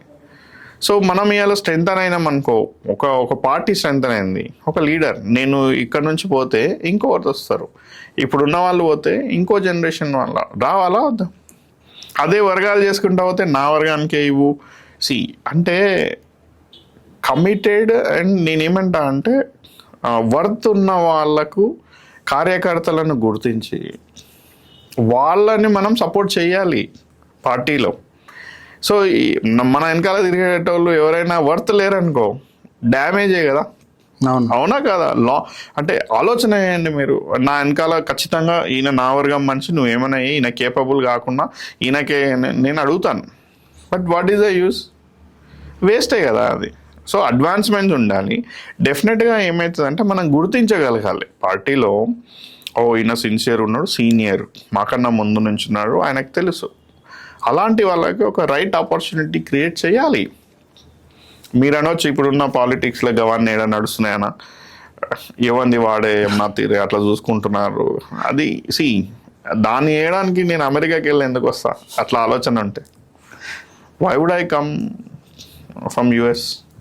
ఒక మంచి ఆలోచనతోని వచ్చినాం కాబట్టి పార్టీలో కానీ, మిగతా నాకు ఇచ్చిన పని టాస్క్లో కానీ, లేదా నేను చేయాలనుకున్న ఫౌండేషన్ వర్క్లో కానీ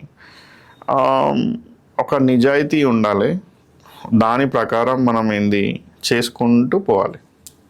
సో ఇదే నా కాన్సెప్ట్.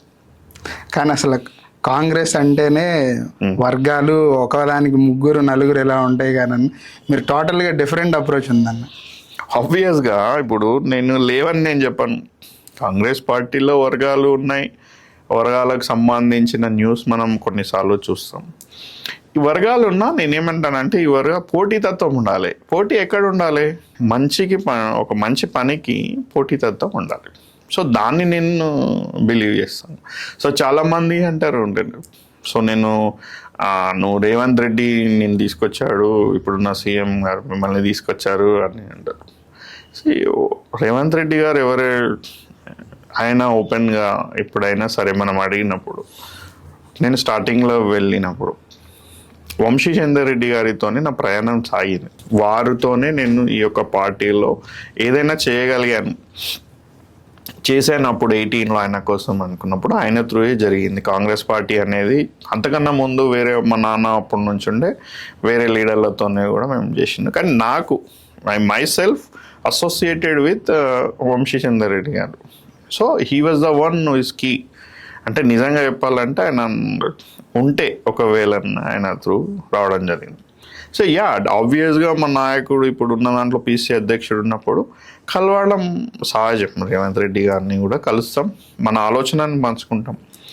వారు కూడా ఇప్పుడున్న రాజకీయాలు ఎలా ఉన్నాయి ఒకసారి చూడండి. మీ నాయకులు, మీ నియోజకవర్గ నాయకులు అందరితో మీరు మాట్లాడండి. అలానే చెప్పారు వారు ఏనాడు కానీ నువ్వు రఘు అట్లా. So this kind of approach it was not there. So ఈ అప్రోచ్ వల్లే మీకు టాస్క్ వచ్చిందని అనుకోవచ్చు అన్న. యూజువల్గా ఏంటంటే సపోర్ట్ చేయలేదనుకోండి, ఆయన అలా వదిలేసేసి పక్కకు తప్పిస్తారు. మేబీ మీరు మీ వంతు మీ పని మీరు కంప్లీట్ చేసి మీ ఎమ్మెల్యే గారిని గెలిపించడంలో మీ ఎఫర్ట్ కూడా ఉంది కాబట్టి రేవంత్ రెడ్డి గారు మీకు ఇది అప్పచెప్పారు అనుకోవచ్చు అన్న. డెఫినెట్గా ఇప్పుడు పార్టీ గుర్తించిందని అనుకుంటున్నాను నేను. ఒక పొజిషన్ ఇవ్వగలిగింది తెలంగాణ, అది కూడా ఒక ప్రతిష్టాత్మకంగా తెలంగాణ గవర్నమెంట్ స్కిల్. అంటే ఈ స్కిల్ మీదనే మన అందరికీ తెలుసు, ఇప్పుడు యంగ్ ఇండియా స్కిల్ యూనివర్సిటీ అనేది ఒకటి తీసుకురావడం జరిగింది. కాన్సెప్ట్ ప్రతి ఇప్పుడు స్కూల్ కూడా వస్తుంది, ప్రతి కాన్స్టిట్యున్సీకి కూడా వస్తుంది. బట్ ఒకటి ఏంటి అంటే వారు ఆ యొక్క దాని ప్రాముఖ్యతని గుర్తించారు. నైపుణ్యత ఉండాలి, నైపుణ్యం లేనికుండా ఏం చదివినా కూడా అక్కడ ఉన్న ఇండస్ట్రీకి ఇక్కడ చదివిన చదువుకి గ్యాప్ ఉంది అనేది చేశారు. కాబట్టి వారి ఆలోచన మేరకు దీన్ని ఇంకా బాగా చేయాలనే దాంట్లో ఉన్నారు, వాళ్ళు చేస్తున్నారు కూడా. సో ఆయన ప్రాముఖ్యంగా ఏదైతే భావించానో అందులో మనకు ఒక ఆపర్చునిటీ ఇచ్చినంటే గుర్తించినట్టే కదా. మీరు ఇందాక వంశీ చంద్ర రెడ్డి గారు ద్వారానే వెళ్ళాను, వంశీ చంద్ర రెడ్డి గారితో మంచి రిలేషన్ ఉంది అన్నారు. కానీ మాకు తెలిసింది ఏంటంటే 2023లో ఆయన వల్ల మీకు టికెట్ రాలేదు అనేది ఒక డిస్కషన్ అన్న. దీని మీద మీరేమంటారు? ఆబ్వియస్గా అంతకు ముందుకు కల్వకుర్తి నియోజకవర్గ ఇన్ఛార్జ్ ఎవరైతే ఉన్నారో వారు వంశీ చంద్ర రెడ్డి గారు ఉంటారు.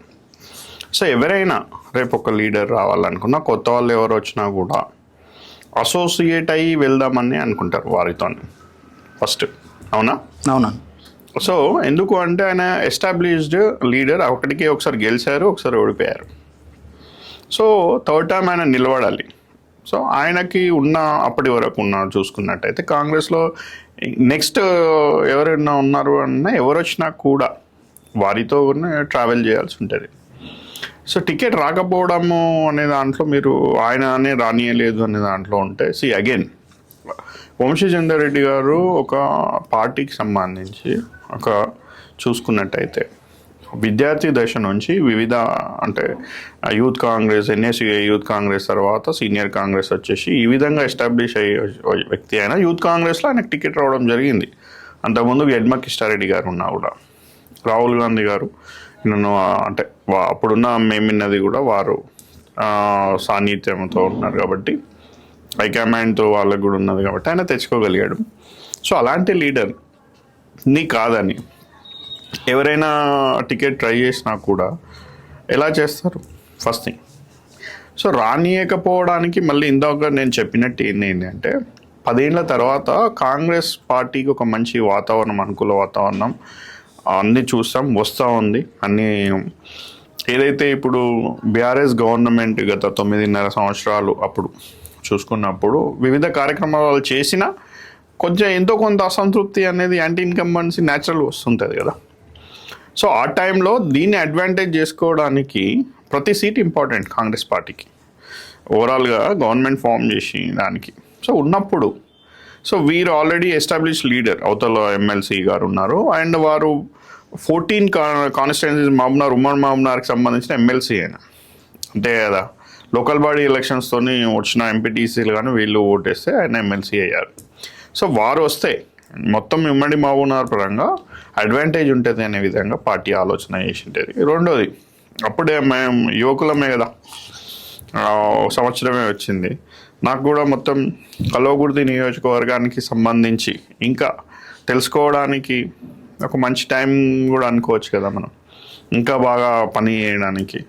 సో అప్పుడు రాలేదు కాబట్టి ఇంకా ఈ ఒక కార్యక్రమాలు మనం ఏమైతే చేస్తూ ఉన్నామో చెయ్యడానికి కూడా టైం ఉంది, గుర్తించాం కదా, గుర్తించి పని చేస్తున్నాం. సో అగైన్ మీరు అడిగినది ఏదైతే వంశచందర్ రెడ్డి గారు నాకు టికెట్ రాకుండా చేశారన్న దానికి కొంతమంది మధ్యలో ఉన్న వాళ్ళు చేయొచ్చు, ఇంకోటి చేయొచ్చు. వంశచందర్ రెడ్డి గారి ఆలోచన కూడా కావచ్చు, అరే ఈసారి ఏముంది పార్టీని గెలిపియాలి అందరం కలిసి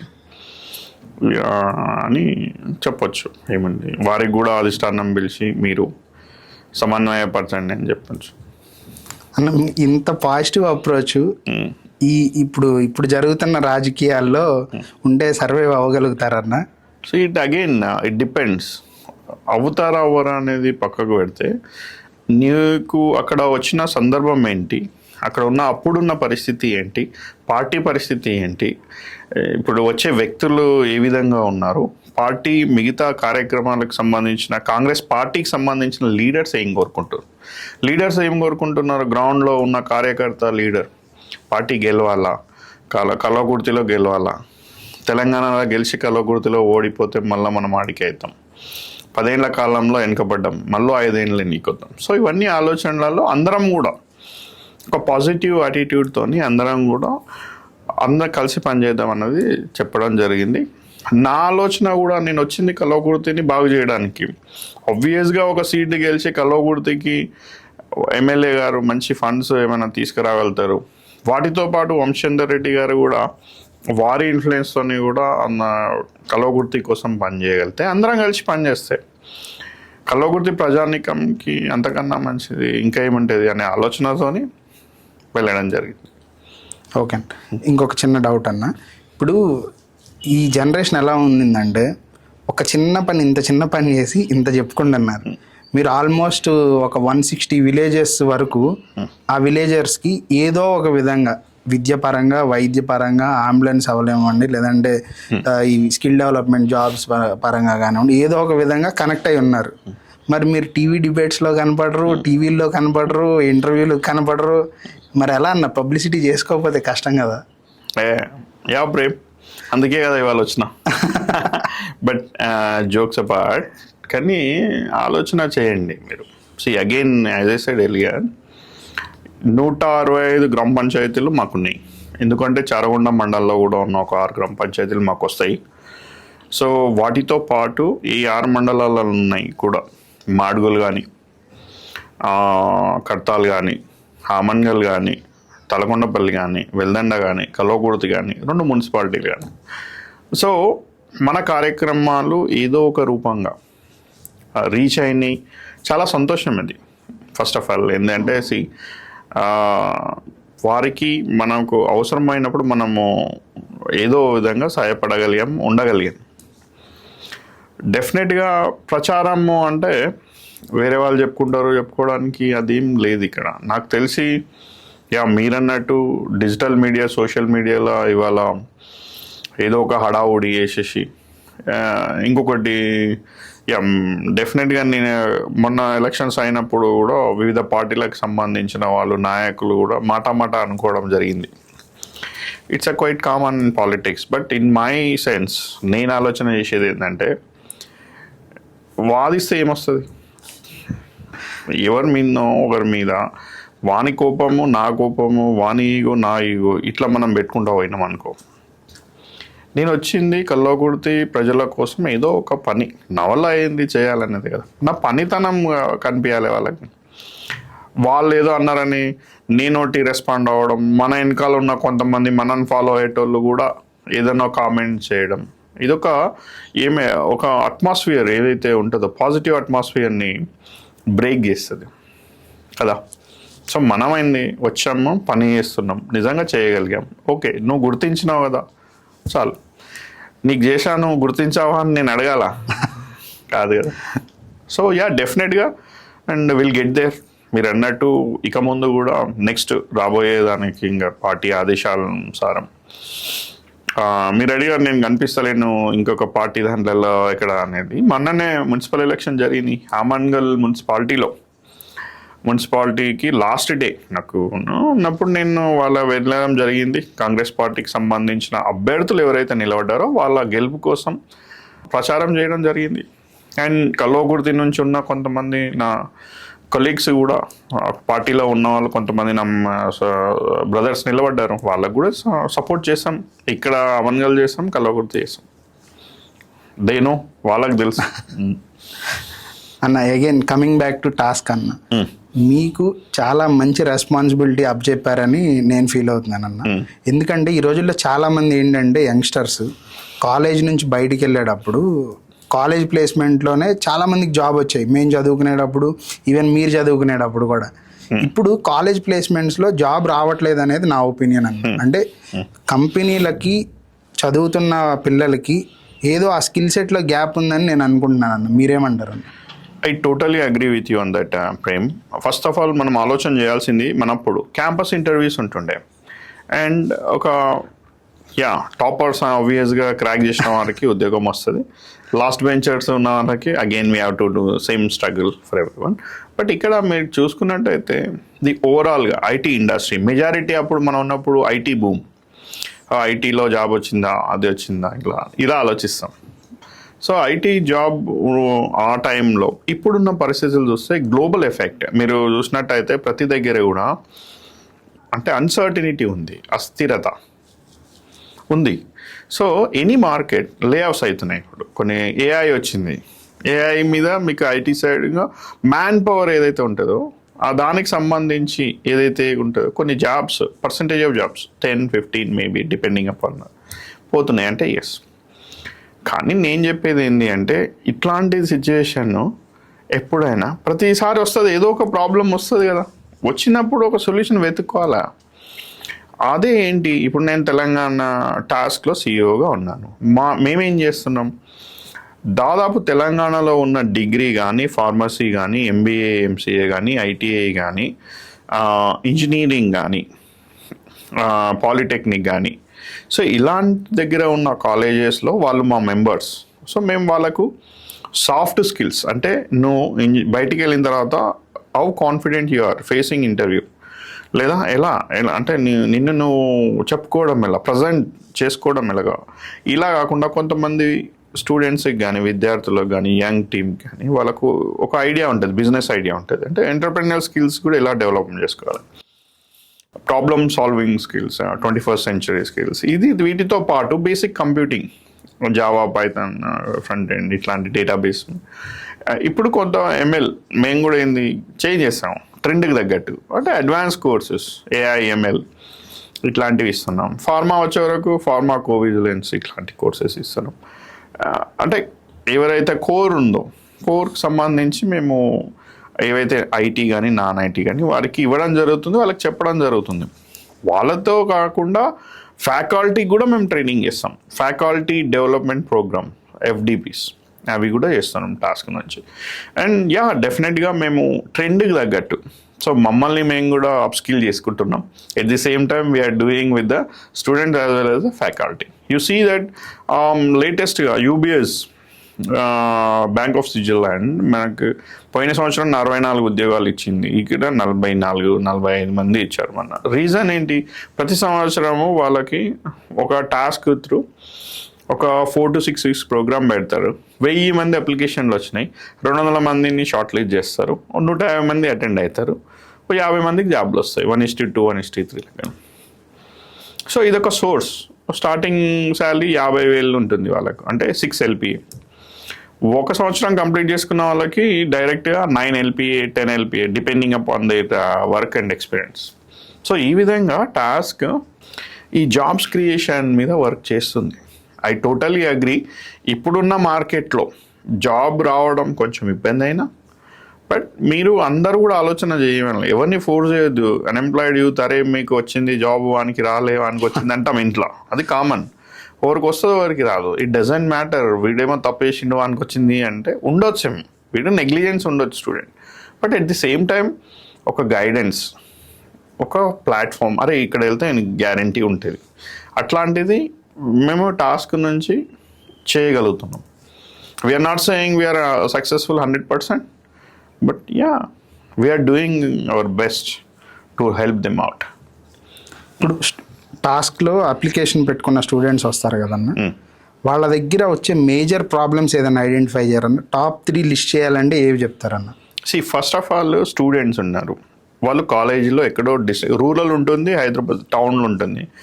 సో రూరల్ ఏరియాలలో చూసుకున్నప్పుడు యాక్సెసిబిలిటీ ఉంటుంది వాళ్ళకు. సో ఒక జాబ్ పడుతుంది, మేము టాస్క్లో వాళ్ళు టాస్క్ మెంబర్ అయితే, లాగిన్ అయితే ఈ యొక్క జాబ్ రిక్వైర్మెంట్ ఉన్న లింక్ వాళ్ళకి కనిపిస్తుంది, రైట్? ఎవరైతే రూరల్లో ఉన్న స్టూడెంట్స్ అందరు ఉన్నారో వాళ్ళకు ఒక రీజనల్ కోఆర్డినేటర్ అని ఉంటారు, లేదా మా సైడు డిస్ట్రిక్ట్ మేనేజర్ డిఎమ్స్ ఉంటారు. ఆ కాలేజ్కి మా డిఎం అంటే ఆయన కింద ఒక 40-50 కాలేజీలు ఉంటాయి. సో ఈయన వెళ్తాడు, వెళ్ళినప్పుడు అక్కడ లోకల్లో ఉన్న టీపీఓ, ప్లేస్మెంట్ ఆఫీసర్ ఎవరైనా కాలేజ్ సంబంధించిన వాళ్ళు ఎవరైనా ఉంటే వాళ్ళతో మేము వర్క్ చేస్తాం. లేదా ఈ స్టూడెంట్స్ ఎవరైనా ఎన్రోల్ చేసుకున్న వాళ్ళు, టాస్క్కి తీసుకున్న వాళ్ళు అయితే ఆ టీపీఓతోని ఉండి, అయ్యా మాకు ఇది కావాలి, సో ఇది రావాలి వాళ్ళ స్టూడెంట్స్ దగ్గర నుంచి కూడా ఒక రిక్వైర్మెంట్ కానీ రిక్వెస్ట్ కానీ మాకు వస్తే మేము కూడా అరే ఇది వీళ్ళకి అవసరం ఉంది అనే దానికి మేము కూడా ఒక ప్లానింగ్ చేసుకుంటాం అన్నట్టు. సో మీరు అడిగితే టాప్ 3 ఇష్యూస్ ఎక్కడ వస్తాయి స్టూడెంట్స్ దగ్గర అంటే, ఒకటి నేను చెప్పేది టాస్క్ని ఫాలో అవ్వండి. లేదు మీరు రిజిస్టర్డ్ మెంబరే, మీకు ఒక డిఎం ఉంటారు లేదా మీ టీపీఓ ఉంటారు, you want to know more about task, you ask them, simple. లేదా వెబ్సైట్కి వెళ్తే అయిపోతుంది, మన Telangana academy skill and knowledge website ఉంటుంది, వాళ్ళ మెంబర్ లాగిన్ అయినప్పుడు వాళ్ళకి వస్తుంది, అక్కడ కూడా చూసుకోవచ్చు. లేదు వాళ్ళకి నియర్ బై రీజనల్ ఆఫీస్ కూడా ఉంటుంది, like as a say task centre, right? అవును. ఇది మాది 16 ఉన్నాయి ఇప్పటికి. ఖమ్మంలో ఉంది, ఓకే, ఇట్లా చెప్పుకుంటూ పోతే వరంగల్లో ఉంది, ములుగులో ఉంది, భూపాలపల్లిలో ఉంది, ఆదిలాబాద్లో ఉంది, ఇట్లా సిరిసిల్ల, సిద్దిపేట, నిజామాబాద్, మహబూబ్ నగర్, ఇట్లా ఇవన్నీ కూడా సెంటర్లో ఉన్నాయి. వాళ్ళు ఆ లోకల్ వాళ్ళకి అయినప్పుడు ఆ టాస్క్ సెంటర్కి వెళ్ళి అడగాలి అక్కడ ఉన్న మేనేజర్ని, అంటే అప్కమింగ్ ఏమైనా ప్లేస్మెంట్ డ్రైవ్స్ ఉన్నాయా, లేదా కోర్సెస్ ఏమైనా నేను నేర్చుకోవచ్చా. So we're also giving whoever registered members TASK regional సెంటర్లో కూడా కొన్ని కోర్సులు ఇస్తున్నాం మేము, ఐటీ నాన్ ఐటీకి సంబంధించినవి. ఆ కోర్సులలో వాళ్ళు ఎన్రోల్ అవ్వచ్చు. సో చాలామంది ఏమవుతుందంటే ఎన్రోల్ అయినాం కదా అనే దాంట్లో ఈజీ తెలుసు కదా ఎట్లా ఉంటుంది. When I was at 19 I'm doing my masters and లేదా ఇంజనీరింగ్, ఇట్లా వేరే లోకంలో ఉంటాం కదా మనం. సో జాబ్ మీద ఫోకస్డ్గా ఎవరు ఉంటారు చెప్పు? Engineering first year, second year, third year ఎవరు ఉండరు. 4th ఇయర్లో వచ్చే వరకు టెన్షన్ వస్తుంది వానికి, ఏదైనా ఎగ్జామ్స్ అన్ని పాస్ కావాలని. దాని తర్వాత ఆలోచిస్తారు. ఐ వుడ్ సజెస్ట్ అంటే ఈ ట్రెండ్ అలానే ఉంటుంది, అంటే మారమని నేను మన అనట్లేదు. రియల్గా ఇంట్రెస్ట్ ఉన్న వాళ్ళకి అక్కడ ఉన్నది మీకు కనిపిస్తూనే ఉంటుంది. సో రెండోది, మా సైడ్ నుంచి ట్రైనింగ్స్ అవుతలేవు, you can come and ask, మేము ఇస్తాం. సో డెఫినెట్గా మీరే చూస్తలేరు మేము చేస్తున్నామని నేను చెప్పను. సో మీకు అవసరం ఉన్నది మేము చేయలేకపోవచ్చు కొన్నిసార్లు. So you come and ask, we will do it. చేయగలిగిందంటే తప్పకుండా వాళ్ళకి చెప్పి చేస్తాం. మన ఒక రిక్వెస్ట్ వచ్చింది, ఒక ట్రైనింగ్ కావాలని కాలేజ్ నుంచి. So we hired one partner training కోసం, బయట నుంచి కూడా మా ఇన్హౌస్ ట్రైనర్స్ ఉంటారు, బయట నుంచి కూడా కొంతమంది సిఎస్ఆర్ యాక్టివిటీ మీద పనిచేసే వాళ్ళు కూడా వస్తారు, మాతో కలిసి పనిచేస్తారు, కొలాబరేట్ అయి చెప్తారు అన్న. వీటితో పాటు స్టూడెంట్స్ మీ దగ్గరికి వచ్చేటప్పుడు మీరు ఇప్పుడు లిస్ట్ చేసుకుంటారు కదన్న, ఏ స్టూడెంట్ ఈ కన్సర్న్తో వచ్చాడు, బి స్టూడెంట్ దీంతో వచ్చాడు. సో ఓవరాల్ టాప్ కన్సర్న్స్ ఏముంటాయి అన్న వాళ్ళ దగ్గర? అంటే జాబ్లో వాళ్ళు ఫేస్ చేసే ఛాలెంజెస్ అన్న. ఇదే మాకు ఎనఫ్ రిక్వైర్మెంట్స్ రాలేదు, ఇంకోటో కాలేజీ వాళ్ళు ఐ వుడ్ సే కాలేజీ కూడా మా మెంబర్స్, కాలేజీ కూడా వాళ్ళు ఎన్రోల్ అవుతారు మాకు. సో వాళ్ళు చెప్పేది ఏంటి అంటే ప్రోగ్రామ్స్ ఇంకా అదే మీరు ఇచ్చే సెషన్స్ ఇంకా బాగుంటే బాగుండేది, ఇంకా కొత్త ఇంకా ఎక్కువ ఇవ్వండి మాకు. ఇయర్లీ ప్రతి ఇయర్కి 2 ఇస్తాం మేము సెషన్స్. అంటే వీఆర్ అకాడమిక్ అంటే 3 to 4 months ట్రైనింగ్ ఉండదు కదా మాది, crash course type 3 to 5 day course అనమాట. సో కొంతమంది రిక్వెస్ట్ చేస్తారు సార్ కొంచెం ఇంకా 2 weeks పెట్టచ్చు కదా అని. సో అన్నిటికీ పాసిబుల్ కాదు కదా అట్లా. సో స్టూడెంట్స్ కొంతమంది మీరు అడిగినట్టు top 3 కన్సర్న్స్ ఇవే. ఇంకా బాగా ఇంకా వేరే ఇవ్వండి, ఎక్స్టెండెడ్ ట్రైనింగ్స్ ఇవ్వండి, సో ఫ్రీక్వెంట్గా జాబ్ డ్రైవ్స్ ఇవ్వండి. అండ్ ఐటీ జాబ్ కంపెనీస్ వస్తలేవు కదా ఈ మధ్యలో, అన్ని call centre jobs and financial support jobs, customer related jobs ఇలాంటివి వస్తున్నాయి, సపోర్ట్ జాబ్. అంటే నా ఐటీ జాబ్స్ ఏమవుతుంది మీరు చూస్తే, ఇన్ఫోసిస్ మాకు ఒక 1000 ప్లేస్మెంట్స్ వచ్చాయి మా టీం, గుడ్ టీం వాళ్ళు ఉన్నారు. So they are doing good. So అట్లా అలానే వేరే క్లయింట్స్కి కూడా మేము అప్రోచ్ అవుతూ ఉన్నాం. సో వేరే కంపెనీస్ కూడా you give us some positions where we can get you know the students needed వాళ్ళందరికీ కూడా. We have a huge database of more than 1 lakh, అంటే మొత్తం కలుపుకుంటే ఇంకా ఎక్కువ ఉంటుంది. ప్రతి సంవత్సరం మేము కొన్ని వేల మందికి ట్రైన్ చేస్తాం అట్లా. ఇప్పుడు ఫర్ ఎగ్జాంపుల్ ఒక 10th చదివిన విద్యార్థి ఇంటర్ డ్రాప్ అవుట్ అనుకోండి అన్న, 10th చదివిన వాళ్ళు మీ దగ్గరికి వస్తే అతనికి ఏ లెవెల్లో స్కిల్ మీరు అప్ స్కేల్ చేస్తారన్న, అండ్ ఏ పే స్కేల్లో అతన్ని ప్లేస్ చేయగలుగుతారన్న, చేసుకోవాలంటే ఎలా చేయాలి? ఫస్ట్ ఆఫ్ ఆల్ ఏంది, లోకల్ జాబ్స్ కోసం 10th చదివిన వాళ్ళు మేము చూసేది టాస్క్ బేసికలీ డిగ్రీ మినిమం మాకు, ఇంటర్ అనేది 10th వాళ్ళకు మేము చెయ్యం. But even though we have partners, అంటే మిగతా వాళ్ళు ఉన్నారు, వాళ్ళతో కలిసి ఫెసిలిటీ మేనేజ్మెంట్ ఉంటుంది, వాళ్ళతో కలిసి చేస్తుంటాం. 10th చదివిన వాళ్ళకు మంచి దృఢంగా ఉన్న వాళ్ళు ఉంటాయి, సెక్యూరిటీ జాబ్స్ వస్తాయి, డెలివరీ జాబ్స్ వస్తుంటాయి, కాల్ సెంటర్ జాబ్స్ వస్తాయి, రియల్ ఎస్టేట్ ఏజెంట్స్ జాబ్స్ వస్తుంటాయి కమిషన్ బేస్డ్. సో ఈ విధంగా రకరకాలుగా ఉంటాయి, వాళ్ళకి చూసి చెప్పి ఈ విధంగా చేస్తాం అన్నట్టు. అది ఇంటర్ చదివిన వాళ్ళకైతే సేమ్ అంతే, 10, 12 పాస్ ఫెయిల్, 13 పాస్ ఫెయిల్. అంటే ఇప్పుడు అమెజాన్ సెంటర్స్ ఉన్నాయి, లైక్ యూనో వాళ్ళ దగ్గర warehouse handling, warehouse associates, ఇలా డ్రైవర్స్, హ్యాండ్లర్స్, ప్యాకేజ్ చేయడానికి అసెంబ్లర్స్, ఇట్లా జాబ్లు ఉంటాయి అన్నట్టు. పే స్కేల్ 14,000, 15,000 నుంచి స్టార్ట్ అవుతాయి. ఇక 18,000 కూడా ఇస్తారు, 20,000 కూడా ఇస్తారు నెలకు. ప్లస్ వాళ్ళకు బేసిక్ ఇన్సూరెన్స్ ఉంటుంది కొన్నిట్లలో. And as I said that Foxconn, నేను మొన్ననే రేడియంట్ వెళ్ళాను. సో మై మోటో ఏంటంటే కలవకుర్తి నియర్ అరౌండ్ ఆ అవుటర్ ఉంది, అంటే టాస్క్ కాకుండా వెన్ ఐఎమ్ సెయింగ్ కలవకుర్తి, మాకు తుకుగూడ అవుటర్లో ఉన్న కంపెనీస్తోని మీటింగ్ దెమ్ అన్నట్టు. So is there any opportunity? If there is 100 positions ఉన్నాయి అన్నాడు రేడియంట్ ఎలక్ట్రానిక్స్. అది టీవీ మ్యానుఫ్యాక్చరింగ్ కంపెనీ, అందరికి సప్లయర్స్. సో వాళ్ళు అడిగింది 10th పాస్ అయ్యి ఉంటే చాలు, ఇదే సేమ్ వాళ్ళు ట్రైనింగ్ ఇస్తారు 3 to 4 weeks ఇచ్చి మేము చూసుకుంటాము అని చెప్పారు. వాళ్ళని రిక్వెస్ట్ చేయడం ఏంటంటే బస్సు కూడా మాకు కలవకూడదుకి వేయండి, ఫాక్స్కాన్ వేసింది కదా అని అన్నాను. వాళ్ళు మేనేజ్మెంట్తో మాట్లాడుతుండ్రు, అందరికీ వర్కౌట్ అవ్వదు కదా numbers. So but I'm trying. So అట్లా ఒక 15 కంపెనీలు లిస్ట్ అవుట్ చేసిన నేను. రాబోయే రోజులలో నెలకో వారానికో వాళ్ళ టైంని బట్టి అపాయింట్మెంట్ తీసుకొని ప్రతి ఒక్కరిని వెళ్ళి టచ్ చేయాలి. ఎందుకంటే మనకు ఇక్కడ ప్లాస్టిక్స్ ఇది కూడా ఉంది తుక్కుగూడలో, అదొకటి ఉంది. మ్యానుఫ్యాక్చరింగ్ ఇండస్ట్రీస్ 2-3 ఉన్నాయి. ఇట్లా కొన్ని కంపెనీస్ ఉన్నాయి. Let's see how it goes. 1-2 జాబులు దాంట్లో కూడా క్రియేట్ చేయగలిగిన మంచిదే కదా. All we need is some space. 1-2 మన వాళ్ళు వెళ్ళారనుకోండి, అక్కడ ఉన్న వాతావరణం ఏందనేది తెలుస్తుంది. ఫ్యూచర్లో ఆ ఇంకో ఇద్దరికి ఇప్పించడం కూడా ఈజీ అవుతుంది కదా. సో అప్రోచ్ ఏంటంటే సింపుల్, ప్రతి దగ్గరికి ఆ చుట్టుపక్కల ఉన్న వాళ్ళకి వెళ్ళాలి. యాజ్ టాస్క్ ఏంటంటే మనము యాజ్ ఏ సైడ్ మొత్తం తెలంగాణలో ఉన్న వాళ్ళకి సో టాస్క్ ఆర్గనైజేషన్ ఒక వారధిగా, ఒక ఇండస్ట్రీకి, ఒక స్టూడెంట్స్కి ఒక వారధిగా మేము ఉన్నాం. ఓకే, అన్న ఇప్పుడు ఈ డిస్కషన్ అంతా అయిన తర్వాత నాకు అనిపించింది ఏంటంటే అంతా మీరు ప్లానెడ్గా చేస్తారు, ప్రతిదీ అంటే ఎలా ఉండాలి ఏంటన్నది మీరు ముందే ప్లాన్ చేసుకుంటారు కదన్న. మీ కల్వకుర్తికి ఏం ప్లాన్స్ ఉన్నాయన్న మీ దగ్గర? ఫ్యూచర్ ప్లాన్స్ యా నేను 2022లో వచ్చాను. సో అప్పుడే చెప్పాను నేను, నా కల్వకుర్తిలో చాలామంది అడిగారు వచ్చాను. My time for Kalwakurthy is going to be 18 to 20 years. ఇది ఫిక్స్డ్.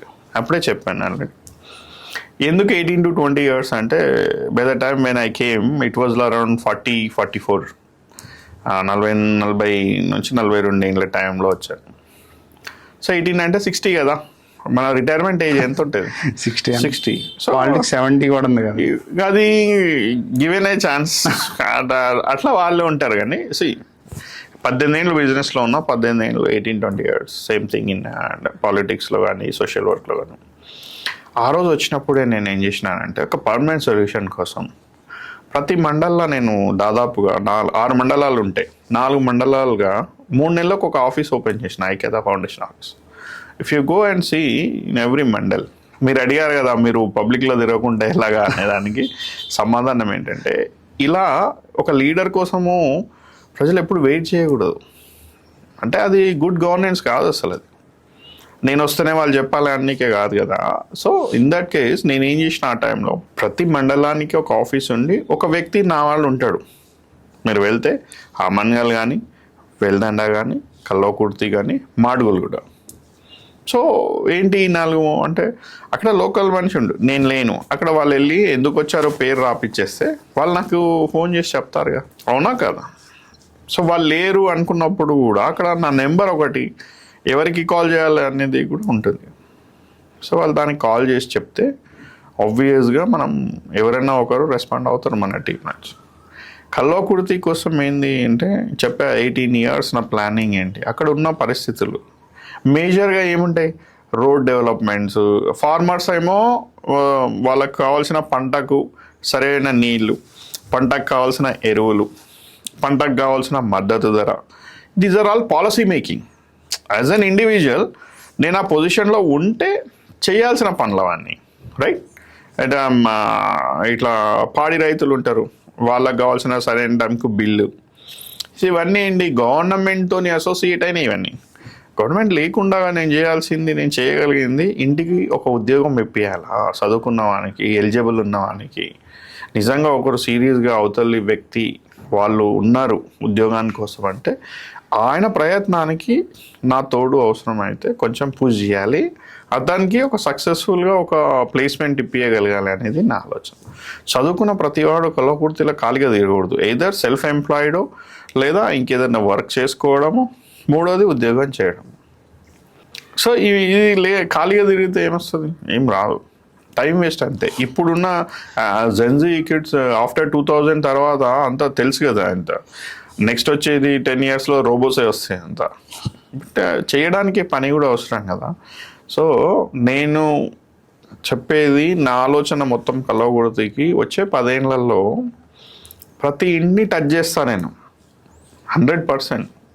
ఎక్కడ ఉన్నారా ఎవరైనా మీ ఇంట్లో చదువుకున్న వాళ్ళు, చదువుకోలేని వాళ్ళైనా సరే ఏదైనా చేయాలా, చేయగలిగితే నేనేం చేయొచ్చు. సో ఓవర్ నైట్ నేను రాత్రికి రాత్రి మార్చలేకపోవచ్చు, బట్ ఇనిషియేటివ్ అంటే దానికి సంబంధించిన ఒక కార్యక్రమాన్ని నేనైతే స్టార్ట్ చేసిన. దానికి తగ్గట్టు నా ఫ్యూచర్ అంతా అదే ఉంటుంది.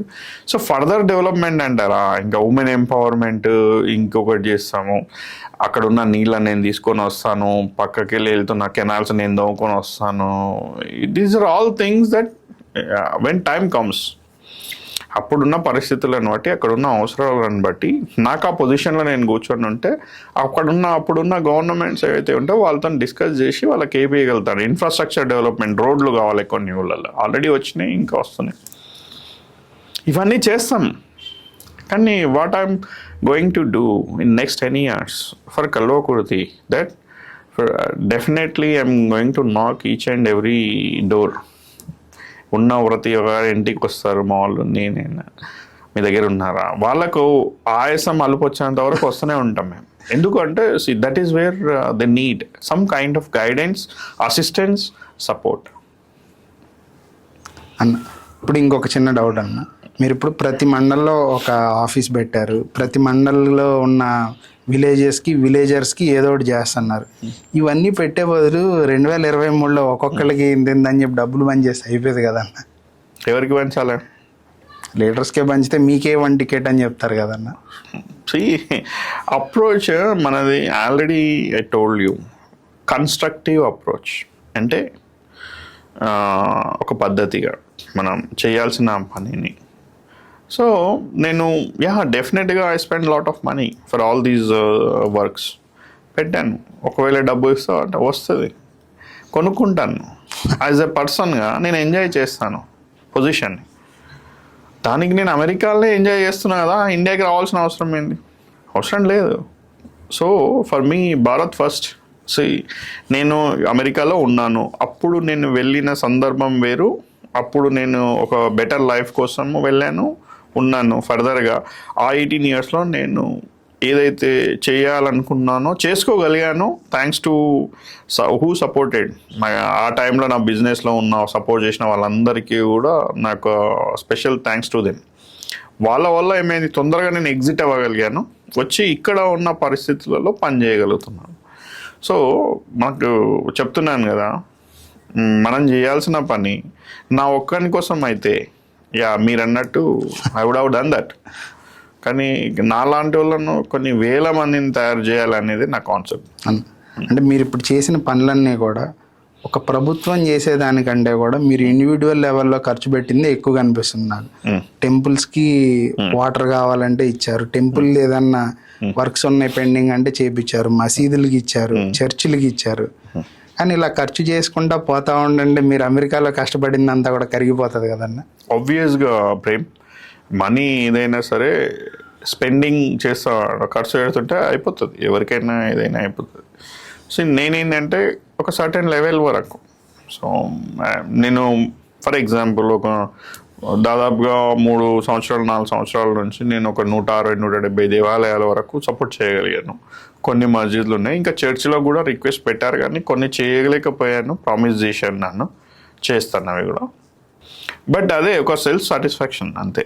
ఇప్పుడు దేవాలయాలు అంటే ఇప్పుడు వాళ్ళకు వచ్చిన వాళ్ళు సమ్ XYZ ఏదో వర్క్ అడుగుతారు, నేను చేయగలిగింది చెప్తాను. సో 99% నేను కంప్లీట్ చేయడానికి చేస్తాను. సో దాదాపుగా ఒక 3 or 4 పెండింగ్ వర్క్స్ని ఆ టెంపుల్స్కి వాళ్ళకి ప్రామిస్ చేశాను. కొంతమందికి 50% వర్క్ చేశాను, కొంతమందికి ఒక ఇద్దరికి అయితే అసలు స్టార్ట్ చేయలేదు 100% కూడా. It's been 2 years. Either different reasons ఉండొచ్చు వాటికి. కాకపోతే ఏంటి అంటే డెఫినెట్గా ఈ దేవాలయాలకు కానీ వీటికి కానీ ఇక ముందు కూడా సొసైటీలో ఏదైనా వర్క్ ఉంటే నేను చేయగలుగుతాను, చేస్తాను.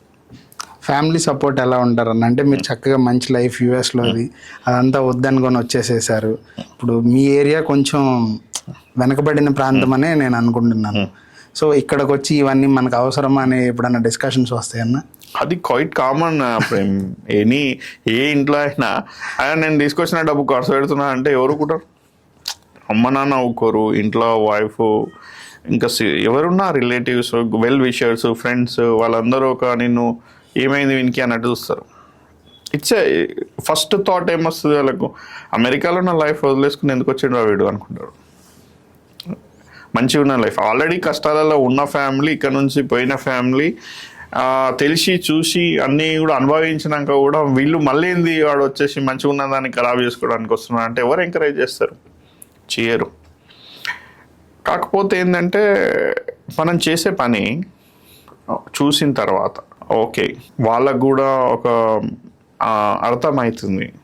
పేరెంట్స్ అయినా కూడా విలేజ్లో ఉంటారు, తిరుగుతారు, చూస్తారు. ఎప్పుడైనా వాళ్ళు ఊళ్ళలోకి వెళ్ళినప్పుడు అరే మీ కొడుకు గిది చేయించాడు గది చేయించాడు అంటే దే ఫీల్ హ్యాపీ. మా వైఫ్ అంటారా ఆబ్వియస్గా the day she came with me plus or minus ఏదైనా ఉంటుంది కదా. సో యాక్సెప్ట్ చేశారు, కన్విన్సింగ్ ఉంటుంది. ఓ రోజు ఉండదు, ఎలా ఉంటుంది ఉండదు. So again we have to SIT back and కూర్చొని మాట్లాడుకోండి, మళ్ళీ ముందుకు వెళ్ళడమే. అన్న ఇంత డిస్కషన్లో 2028 రాబోతుంది, ఇంకా మనం అటు ఇటు చూసుకున్న 1-2 years ఉంది. సో మీ దగ్గర అందరు సీనియర్సే ఉన్నారన్న. బీఆర్ఎస్ తీసుకోండి, బీజేపీ తీసుకోండి, మీ ఎమ్మెల్యే గారు తీసుకోండి, చాలా ఎలక్షన్స్ చేశారు, చూశారు, పోల్ మేనేజ్మెంట్ చేశారు. మీరు యంగ్స్టర్, వీళ్ళందరినీ తట్టుకొని 2028లో మీ ప్లానింగ్ ఎలా ఉండబోతుందన్న? సో 2028లో ఇంకా 2-3 years ఉంది ప్రేమ్. సో డెఫినెట్గా మీరు ఏదైతే చెప్పిరో ఇప్పుడున్న నాయకులందరూ వివిధ పార్టీలలో నాతో పాటు, ఇంకా చెప్పాలి అంటే అందులో కొందరు మా నాన్నగారితో కలిసి కూడా పనిచేయడం జరిగింది వాళ్ళ ఉన్నప్పుడు కూడా. సో వాళ్ళతో కంపేర్ చేసుకుంటే పోల్ మేనేజ్మెంట్ ఏ విధంగా చేస్తాం అనేది మొన్న నేను 2023లో కూడా నేను ఉన్నాను. పార్టీ ఎలక్షన్ జరిగింది, కొంతవరకు నేను కూడా అందులో ఎక్కడ ఏంది అనేది నాకు ఇచ్చిన వర్క్ని నేను చూసుకోగలిగాను. సో గత 4.5 సంవత్సరాల నుంచి కల్వకుర్తి మీద ఒక అవగాహన వచ్చింది. అక్కడ ఉన్న లీడర్లు కానీ వివిధ పార్టీలలో ఉండొచ్చు. మన రీసెంట్గా లోకల్ బాడీ ఎలక్షన్స్ అయ్యాయి, మున్సిపల్ ఎలక్షన్స్ అయ్యాయి. సో ప్రతి దగ్గర కూడా యాక్టివ్గా మీరు అన్నట్టు నేను ముందుకు వచ్చి తిరగలేదేమో కానీ బ్యాక్ ఎండ్ వర్క్ అయితే నేను చేయడం జరుగుతుంది తప్పకుండా. 2028కి వచ్చే వరకు కూడా ఇంకో 2 years తర్వాత మనకు అప్పుడు వచ్చేవి వీళ్ళని తట్టుకొని అంటే పార్టీ ఆలోచన ఏముంటుంది. నేను ఇప్పుడు కాంగ్రెస్ పార్టీతోని ఈ మూమెంట్ ఇక్కడి వరకు నేను కాంగ్రెస్ పార్టీతో ఉన్నాను. 28లో వచ్చే వరకు కూడా నేను కాంగ్రెస్ పార్టీ అధిష్టానం వారు ఏ విధంగా చెప్తారు అనేది నేను చూస్తాను. 23లో కూడా నాకు ఇండిపెండెంట్గా మీరు కంటెస్ట్ చేయమనేది ఫోర్స్ చాలా వచ్చింది. అప్పుడున్న దాంట్లో అప్పుడే వచ్చాను, నేను కార్యక్రమాలు చేస్తూ ఉన్నాను. చాలామంది కూడా ఇండిపెండెంట్గా కంటెస్ట్ చేయమని రిక్వెస్ట్ చేశారు, ఫోర్స్ చేశారు కూడా. కానీ ఒకటే నేను అప్పుడు ఆలోచన చేసింది, ఒక పార్టీకి వ్యక్తికి మాట ఇవ్వడం, కల్వకుర్తి కోసం అభివృద్ధి కోసం పాటు చేయడం ఆగి అందరికి సపోర్ట్ చేసుకొని పోతున్నాం. 28లో కూడా వీళ్ళందరినీ కూడా సమన్వయపరిచి ఎవరైతే ఉన్నారో ఇంకా 2.5 ఏళ్ళు ఉంది, ఈ 4.5 ఏళ్ళు ఆ 2 ఏళ్ళు దాదాపు 6 ఏళ్ళు కాలంలో అక్కడున్న పరిస్థితులు లీడర్లు వాళ్ళందరితో నేను ఏ విధంగా అంటే సమన్వయపరుచుకొని పోల్ మేనేజ్మెంట్ అనేది చేయడం జరుగుతుంది 28 ఎలక్షన్కి. అన్న మరి మీ 2028 ఎలక్షన్స్కి 28 or 29 జమిలీ అయిన మీ ప్లానింగ్ ఎలా ఉండిందన్న? ఏం లేకుండానే ఒక పొలిటికల్గా ఏం చేయకుండానే నేను చూశారు దాదాపుగా 160 గ్రామ పంచాయతీలో 80-85% నేను అంటే ఏదైనా ఒక కార్యక్రమం చేయడం జరిగింది. అప్పటి వరకు కూడా అక్కడ ఉన్న పరిస్థితులు, అక్కడ ఉన్న అవసరాలు, సో నాకు 2 ఏళ్ళ టైం ఉంది ఇంకా స్టడీ చేయడానికి, అర్థం చేసుకోవడానికి. సో నెక్స్ట్ 28లో వచ్చేటప్పటికి నేను ఆ లోకల్ ఏదైనా ఉంటే లోకల్ ఇష్యూస్ బేస్డ్ మీద కానీ ఇంకో మీద కానీ దాని మీద నేను 2029కు ప్రిపేర్ అయ్యే అవకాశం ఉంటుంది. మేజర్గా బ్లాంకెట్గా అయితేనేమో ఎంప్లాయ్మెంట్ మీద వర్క్ చేస్తాను. ఏదైనా ఉంది అంటే లోకల్ సమస్య మీద అప్పుడు ఉన్న దాంట్లో మీద వాళ్ళు చెప్పిన దాన్ని బట్టి అప్పుడు పనిచేయడం జరుగుతుంది. అన్న ఇప్పుడు మీరు మీ ఎంటైర్ డిస్కషన్లో మీరు ఎంప్లాయ్మెంట్ మీద ఎక్కువ ఫోకస్డ్గా మాట్లాడారన్న. ట్రూ. మీకు దాని మీద అంత అదే అని మీకు ఎందుకు అనిపిస్తుంది అన్న? అంటే ఏదన్నా సిచ్యువేషన్ లాంటిది ఏదన్నా మీ మీద ఇంపాక్ట్ ఉందా? 100% ఉంది. ఒక వ్యక్తి 20 ఏళ్ళ తర్వాత ఫర్దర్గా స్టడీస్ చేసిన తర్వాత చదువుకున్న వాడికి ఎక్కడో దగ్గర జాబ్ వస్తుంది, చదువుకోలేని వాడు మధ్యలో ఆపేసిన వాడు లేదా టాప్ స్టూడెంట్గా వాడు అంటే క్యాంపస్ ఇంటర్వ్యూస్ రాకుండా ఇక్కడ సెలెక్ట్ కానివాడు గవర్నమెంట్ జాబ్ ప్రిపేర్ అయినవాడు ఓకే, రానివాడు వీళ్ళందరికీ ఏంటి ఒకటి కొంతమంది జాబ్స్ ట్రై చేస్తూనే ఉంటారు, ఎవరు ఖాళీగా ఉండరు. కొంతమందికి సరైన డైరెక్షన్ తెలియదు. ఇప్పుడు ఒకటే ఎగ్జాంపుల్, ఎట్లా 350 మంది ఫాక్స్కాన్కి కల్వకుర్తి నుంచి రాగలుగుతున్నారు ఎలా అంటే ఒక ఆలోచన, అరే ఇది ఉంది ఇక్కడ. వాళ్ళు అప్పుడు ఉన్నారా అంటే ఉన్నారు, వాళ్ళు అంటే నేను రాకముందు కూడా ఉన్నారా అంటే అందులో కొంతమంది వేరే పనులు చేసుకుంటుండొచ్చు, కొంతమంది సెల్ఫ్గా వేరే ఏదైనా కుట్టు మిషన్స్ ఏదైనా నేర్చుకొని చేయొచ్చు. బట్ నేను ఒక ఆపర్చునిటీని చూపించాను కాబట్టి, తీసుకురాగలిగాను కాబట్టి ఆ 300-400 మంది ఇవాళ కల్వకుర్తి నుంచి తుక్కుగూడకు రాగలిగారు కదా. So this kind of approach, అంటే ఇలాంటి అప్రోచ్ని మనము అడాప్ట్ చేసుకొని, కల్వకుర్తికి కంపెనీస్ వస్తాయి రావు పక్కకు పెట్టండి, కానీ కల్వకుర్తిలో ఉన్న నిరుద్యోగులు చేయగలిగిన దమ్ముందా అంటే ఉంది. ఎందుకు అంటే కల్వకుర్తి అనేది చెప్పాలి అంటే మీరు ఎప్పుడైనా చాలా అంటే తెలివి గల వాళ్ళు అనుకోవచ్చు. ఎందుకంటే లాస్ట్ డబ్బా వరకు మా ఎలక్షన్ కౌంటింగ్ నువ్వా నేనా అన్నట్టుంటుంది. 500, 1000, 1% స్వింగ్ ఉంటుంది ఏదైనా. అంటే అంత ఇంటలెక్చువల్స్ ఉంటారు అండ్ అంటే ఒక సెన్సిబుల్గా ఆలోచిస్తారు. కానీ అలాంటి వాళ్ళకు కూడా కొన్నిసార్లు ఏమవుతుందంటే మనం ఒక డైరెక్షన్ ఇవ్వగలిగితే వాళ్ళకి బాగా హెల్ప్ అవుతుంది అనేది అట్లా. సో అందుకే ఎంప్లాయ్మెంట్ మీదనే ఫోకస్డ్. ఒక కుటుంబం బాగుపడుతుంది. ఒక వ్యక్తి జాబ్ చేస్తే ఏమవుతుంది, ఒక డిసిప్లిన్ వస్తుంది. అంటే లైఫ్లో ఒక డిసిప్లిన్ అంటే అర్థమవుతుంటుంది. ఒక జాబ్ ఎందుకు ఇంపార్టెంట్, 9 to 5 వెళ్తాడు, ఒక 20,000 ఫిక్స్డ్ జీతం వస్తుంది, 20,000లో 10,000 ఖర్చు అవుతాయి, ఓ 5,000 సేవింగ్స్, ఇంకో 5,000 దేనికన్నా. ఇట్లా మన లైఫ్ స్టైల్ చేంజ్ అవుతుంది. అంటే ఇట్లా ప్రతి ఒక్కరు కూడా చేసుకోగలిగితే వీలైన వాళ్ళందరికీ మనం అందరూ ఉన్నారు 100 మందికి ఇస్తామా అనేది కాదు. మన ప్రయత్నం 100 మందికి ఇద్దామని, కాకపోతే అందులో 10-20 మంది వాళ్ళు చేసుకోగలుగుతారు. సో అందుకే నాకు ఎంప్లాయ్మెంట్ అంటే ఒక కుటుంబం నిలబడుతుంది.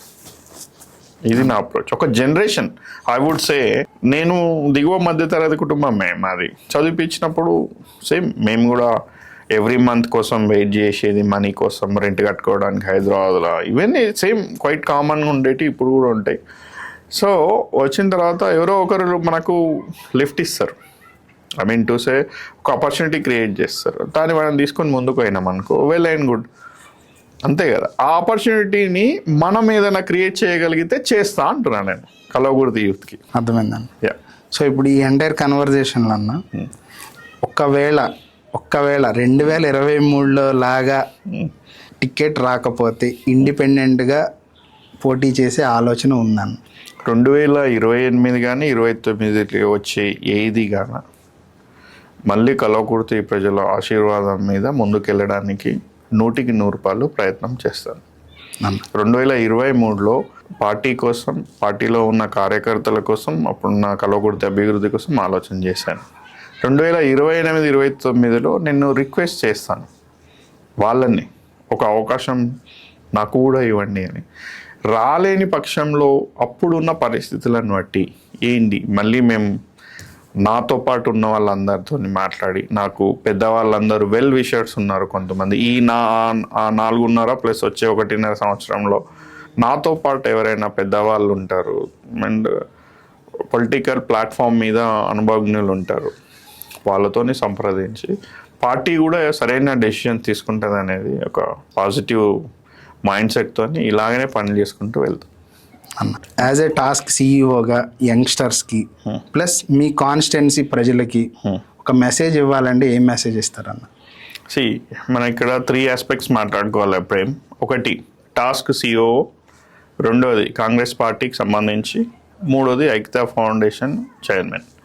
సో మొదలుగా టాస్క్ సిఓగా మాట్లాడాలనుకుంటే కల్వకుర్తిలో ఉన్న యువకులకు ఎవరైతే ఉన్నారో వాళ్ళు ఒక అవకాశాన్ని ఎవరైతే కావాలనుకుంటున్నారో వారు ఎవరైనా కూడా మా యొక్క టాస్క్ ఆఫీస్కి హైదరాబాద్లోని మాసప్ ట్యాంక్లో ఉంటుంది, లేదా త్వరలోనే ఆ యొక్క గుడ్ న్యూస్ మరి ఎమ్మెల్యే గారు చెప్తారని ఆశిస్తూ, ఒకవేళ వస్తే టాస్క్ సెంటర్ కల్వకుర్తిలో ఎప్పుడు వస్తుందని చెప్తే మీరందరికీ కూడా చుట్టుపక్కల ఉన్న అన్ని గ్రామాలు యువకులందరూ కూడా అక్కడికి వస్తే వాళ్ళకు ఒక స్ట్రక్చర్, అంటే ఒక ప్లానింగ్ అనేది చేసుకొని కల్వకుర్తిలో ఉన్న యువకులందరికీ కూడా వాళ్ళ అర్హతను బట్టి వాళ్ళకు అప్ స్కిల్ చేసేది ఉంటే వాళ్ళకు ట్రైనింగ్స్ ఇచ్చి జాబ్ డ్రైవ్స్ కండక్ట్ చేస్తాము. అందరూ కూడా ఒక పాజిటివ్ మైండ్ సెట్తో వెయిట్ చేయమని చెప్తాను. రెండవది కాంగ్రెస్ పార్టీకి సంబంధించిన అయితే అందరం చూస్తూనే ఉన్నాం ఇప్పటివరకు. కాంగ్రెస్ పార్టీ 2.5 సంవత్సరాలలో వివిధ కార్యక్రమాలు చేపట్టింది. అందులో ముఖ్యంగా ఫస్ట్ రేషన్ కార్డులు కొన్ని సంవత్సరాల నుంచి ఆగిపోయాయి, రేషన్ కార్డులు వచ్చాయి. ఇంద్రమ్మ ఇండ్లు 10 ఇండ్లలో ఇంద్రమ్మ ఇండ్లు రాలేదు. సో ఇప్పుడు ప్రతి ఊరికి ఇంద్రమ్మ ఇండ్లు వచ్చాయి. మహిళల కోసం కూడా ఒక ఆర్టీసీ బస్ ప్రయాణం అనేది మనం చూస్తున్నాం. ఫస్ట్ డే 1 నుంచి అది కూడా వచ్చింది. ఇంకా చాలామంది రైతు రుణమాఫీ గురించి 70%, 75%, 80%, కొన్ని దగ్గర 90% కూడా వచ్చాయి. మిగతా వారికి రాలేదు, కరెక్టే. కానీ 90% చేయగలేము అప్ టు 2 lakh, 2 లక్షలు అన్నంత వరకు. రైతు భరోసా 3 సార్లు ఇవ్వాలి, 4 సార్లు ఇవ్వాలి, 5 సార్లు ఇవ్వాలి అంటున్నారు. ఓకే, అందులో ఇప్పటి వరకు వచ్చింది. ఇక ముందు కూడా మొన్ననే డిక్లేర్ చేశారు, డేట్స్ కూడా ఇచ్చారు, అనౌన్స్ చేశారు, ఏ టైంలో ఎంత ఎవరెవరికి వస్తుంది అనేది కూడా చెప్పారు. ఇవన్నీ ఆల్రెడీ 6 గ్యారంటీలలో ఉన్న కొన్ని ప్రోగ్రామ్స్. 420 హామీలు ఇంకా చేయలేదు అనే దాంట్లో ఉన్నాయి. చేసుకుంటూ వెళ్తున్నాం. చెప్పారు సీఎం గారు, మాకు ఏదైతే కాంగ్రెస్ పార్టీ గవర్నమెంట్ స్టార్ట్ అయినప్పటి నుంచి అప్పుడు ఉన్న పరిస్థితులు, ఆర్థిక పరిస్థితులు అన్నిటితో కలుపుకొని ఉన్న సిచ్యువేషన్ని చేసుకొని బెటర్ వేగా ఉండడానికి వెళ్తున్నాం. కానీ సీఎం గారు ఒక ఆలోచనతోని పనిచేస్తూ ఉన్నది కాంగ్రెస్ ప్రభుత్వం. 2047 3 ట్రిలియన్ మన ఎకానమీ తెలంగాణ రాష్ట్రం సాధించాలి అనేది చెప్తా ఉన్నారు. దానికి తగ్గట్టు ఒక అడుగులు వేస్తూ ఉన్నారు. సో మెయిన్ దానికి సంబంధించి మీరు చెప్పినట్టు ఇవాళ బడ్జెట్లో కూడా స్కిల్కి సంబంధించి ఒక స్పెషల్గా ఒకటి తీసుకోవడం జరిగింది కార్యక్రమం. అందులో స్కిల్ యూనివర్సిటీ కూడా వస్తుంది. రాబోయే యువతకి నైపుణ్య శిక్షణ, ఇండస్ట్రీకి అంటే పరిశ్రమలకు అనుగుణంగా వారికి తగ్గట్టుగా వారి చేతనే ఒక ఎక్స్పర్టీని తీసుకొని వచ్చి ట్రైనింగ్ ఇచ్చి ప్లేస్మెంట్ చేయడానికి ఒక కొత్త ఆలోచన ఇవన్నీ. సో చేస్తూనే ఉన్నాం, ఇంప్రూవ్మెంట్ అనేది నడుస్తుంది, ఇక ముందు కూడా చేస్తాం. అలాగనే 1,15,00,000 మందికి ఇవ్వాలని 5 లక్షల బీమా అనేది అనౌన్స్ చేశారు బడ్జెట్లో. ఇందిరమ్మ అది జీవిత అదేంది ఒక బీమా పథకం కింద వస్తుంది. కొత్త కార్డులు కాకుండా కొత్త పెన్షన్లు దాదాపు 2 లక్షల ఎంతో వాళ్ళని డిక్లేర్ చేశారు. ఇలా కార్యక్రమాలు చేస్తున్నారు. గత 10 ఏళ్ళ నుంచి రేషన్ కార్డులు లేవు, కొత్త పెన్షన్లు లేవు, ఇండ్లు లేవు, ఇవన్నీ చేస్తున్నాం, చెప్పినాం. సో నేను ఒకటే కోరుకుంటున్నా ప్రజలను, కొంతమంది 10-15% వాళ్ళకి రాలేదు, 85% మెంబర్స్కి అయితే బెనిఫిట్ అయింది కదా. ఆ 15 మంది రాని వాళ్ళు చెప్తున్నారు, వచ్చిన 85 మంది బయటికి చెప్పట్లేదు. సో చాలామంది ఏమనుకుంటున్నారు అంటే ఆబ్వియస్గా ఎనీ గవర్నమెంట్ కాకుండా ఫస్ట్ టెస్ట్ చేద్దాం అనుకున్న 2 ఏళ్ళ తర్వాత బ్లాక్ బస్టర్ హిట్ ఇచ్చినాం అనుకుంటే అనుకుంటాం. సో దురంధర్ 1 తర్వాత దురంధర్ 2 ఎక్స్పెక్టేషన్స్ పెరుగుతాయి. సో ఉన్న ప్రీవియస్ గవర్నమెంట్ ఫ్రీ బీజ్ తర్వాత వచ్చిన ఉచితాల తర్వాత మేము చెప్పాము, ఇస్తున్నాం. సో ఈ విధంగా చూసుకుంటే కూడా కొంచెం ఓపికతో ఉంటే మిగతా కార్యక్రమాలు కూడా, మిగతా స్కీమ్లకు సంబంధించినవి కూడా చేయడం జరుగుతుంది. కొన్ని అందులో లేనివి కూడా మేము చెప్పనివి కూడా మేము చేస్తూ ఉన్నాం. ఇక ఐక్యతా ఫౌండేషన్ చైర్మన్గా నేను చెప్పాలంటే వివిధ కార్యక్రమాలు చేస్తూనే ఉన్నాం మేము. అందులో వాటర్ ప్లాంట్స్ కానీ, దేవాలయాల అభివృద్ధి కానీ, విద్యకు సంబంధించిన వర్క్ కానీ, వైద్యానికి సంబంధించింది కానీ, కల్వకుర్తిలో ఉన్న ఎవరైతే ఉన్నారో ఈ యొక్క కార్యక్రమాలు ఐక్యతా ఫౌండేషన్ ద్వారా మేము ఇంకా ముందు కూడా ఆపకుండా కంటిన్యూగా నాకు శక్తి ఉన్నంత వరకు నేను ఈ యొక్క కార్యక్రమాలను కొనసాగించడం జరుగుతుంది. సో నేను కోరుకునేది ఒకటే, అందరికీ కూడా నిన్ననే మన ఉగాది కొత్త సంవత్సరం వచ్చింది. ఈ కొత్త సంవత్సరం కూడా అందరికీ కూడా మంచి జరగాలని కోరుకుంటూ ఇక ముందు రాబోయే రోజులలో కూడా కల్వకుర్తి కోసం అదే పాజిటివ్ యాటిట్యూడ్తో పనిచేస్తానని తెలుపుకుంటున్నాను. Thank you. ఇదండి సుంకిరెడ్డి రాఘవేందర్ రెడ్డి గారితో మన పాడ్కాస్ట్. ఆయన అప్రోచ్ డిఫరెంట్గా ఉంది. నేటి రాజకీయాల్లో ఒక డిఫరెంట్ ఆస్పెక్ట్లో డిఫరెంట్ పర్స్పెక్టివ్తో ఆయన వెళ్తున్నారు. పాజిటివ్ యాటిట్యూడ్తో ముందుకు వెళ్తున్నారు. అలాగే ఆయన విజన్నే ఆయన బెంచ్ మార్క్ కింద తీసుకోవాలని ఆయన పనిచేస్తున్నారు. 2023లో టికెట్ రాకపోయినా కూడా కల్వకుర్తి ప్రజల కోసం ఐక్యతా ఫౌండేషన్ ద్వారా ఆయన హెల్ప్ చేస్తున్నారు. 2028లో కూడా అలాగే చేస్తానంటున్నారు. వీటితో పాటు తన 15 ఏళ్ల సమయాన్ని కల్వకుర్తి ప్రజల కోసమే కేటాయిస్తామంటున్నారు. సో ఇవన్నీ కూడా ప్రజలు దృష్టిలో ఉంచుకొని తనకు ఒక అవకాశాన్ని కల్పించి ప్రజలు 2028లో ఆయన్ని గెలిపించి ఆ నియోజకవర్గాన్ని అభివృద్ధిలోకి తీసుకెళ్తారని రాఘవేందర్ రెడ్డి గారు ఆశిస్తున్నారు. అలాగే మేము కూడా ప్రజలు ఆ అవకాశాన్ని కల్పిస్తారని ఆశిస్తూ సెలవు తీసుకుంటున్నాం. అన్న, thank you so much for coming to our studio and explaining all these things అన్న. మీరు అనుకున్న ఆశయం నెరవేరిద్దని మేము మనస్ఫూర్తిగా కోరుకుంటూ సెలవు తీసుకుంటున్నాం అన్న. థ్యాంక్ యూ సో మచ్ అన్న. Thank you Prem, thank you for having me here. నాకు కూడా హ్యాపీగా ఉంది, so that I can share my inner thoughts to my Kalwakurthy people. So I'm very happy and thank you. Good luck. Thank you అన్న.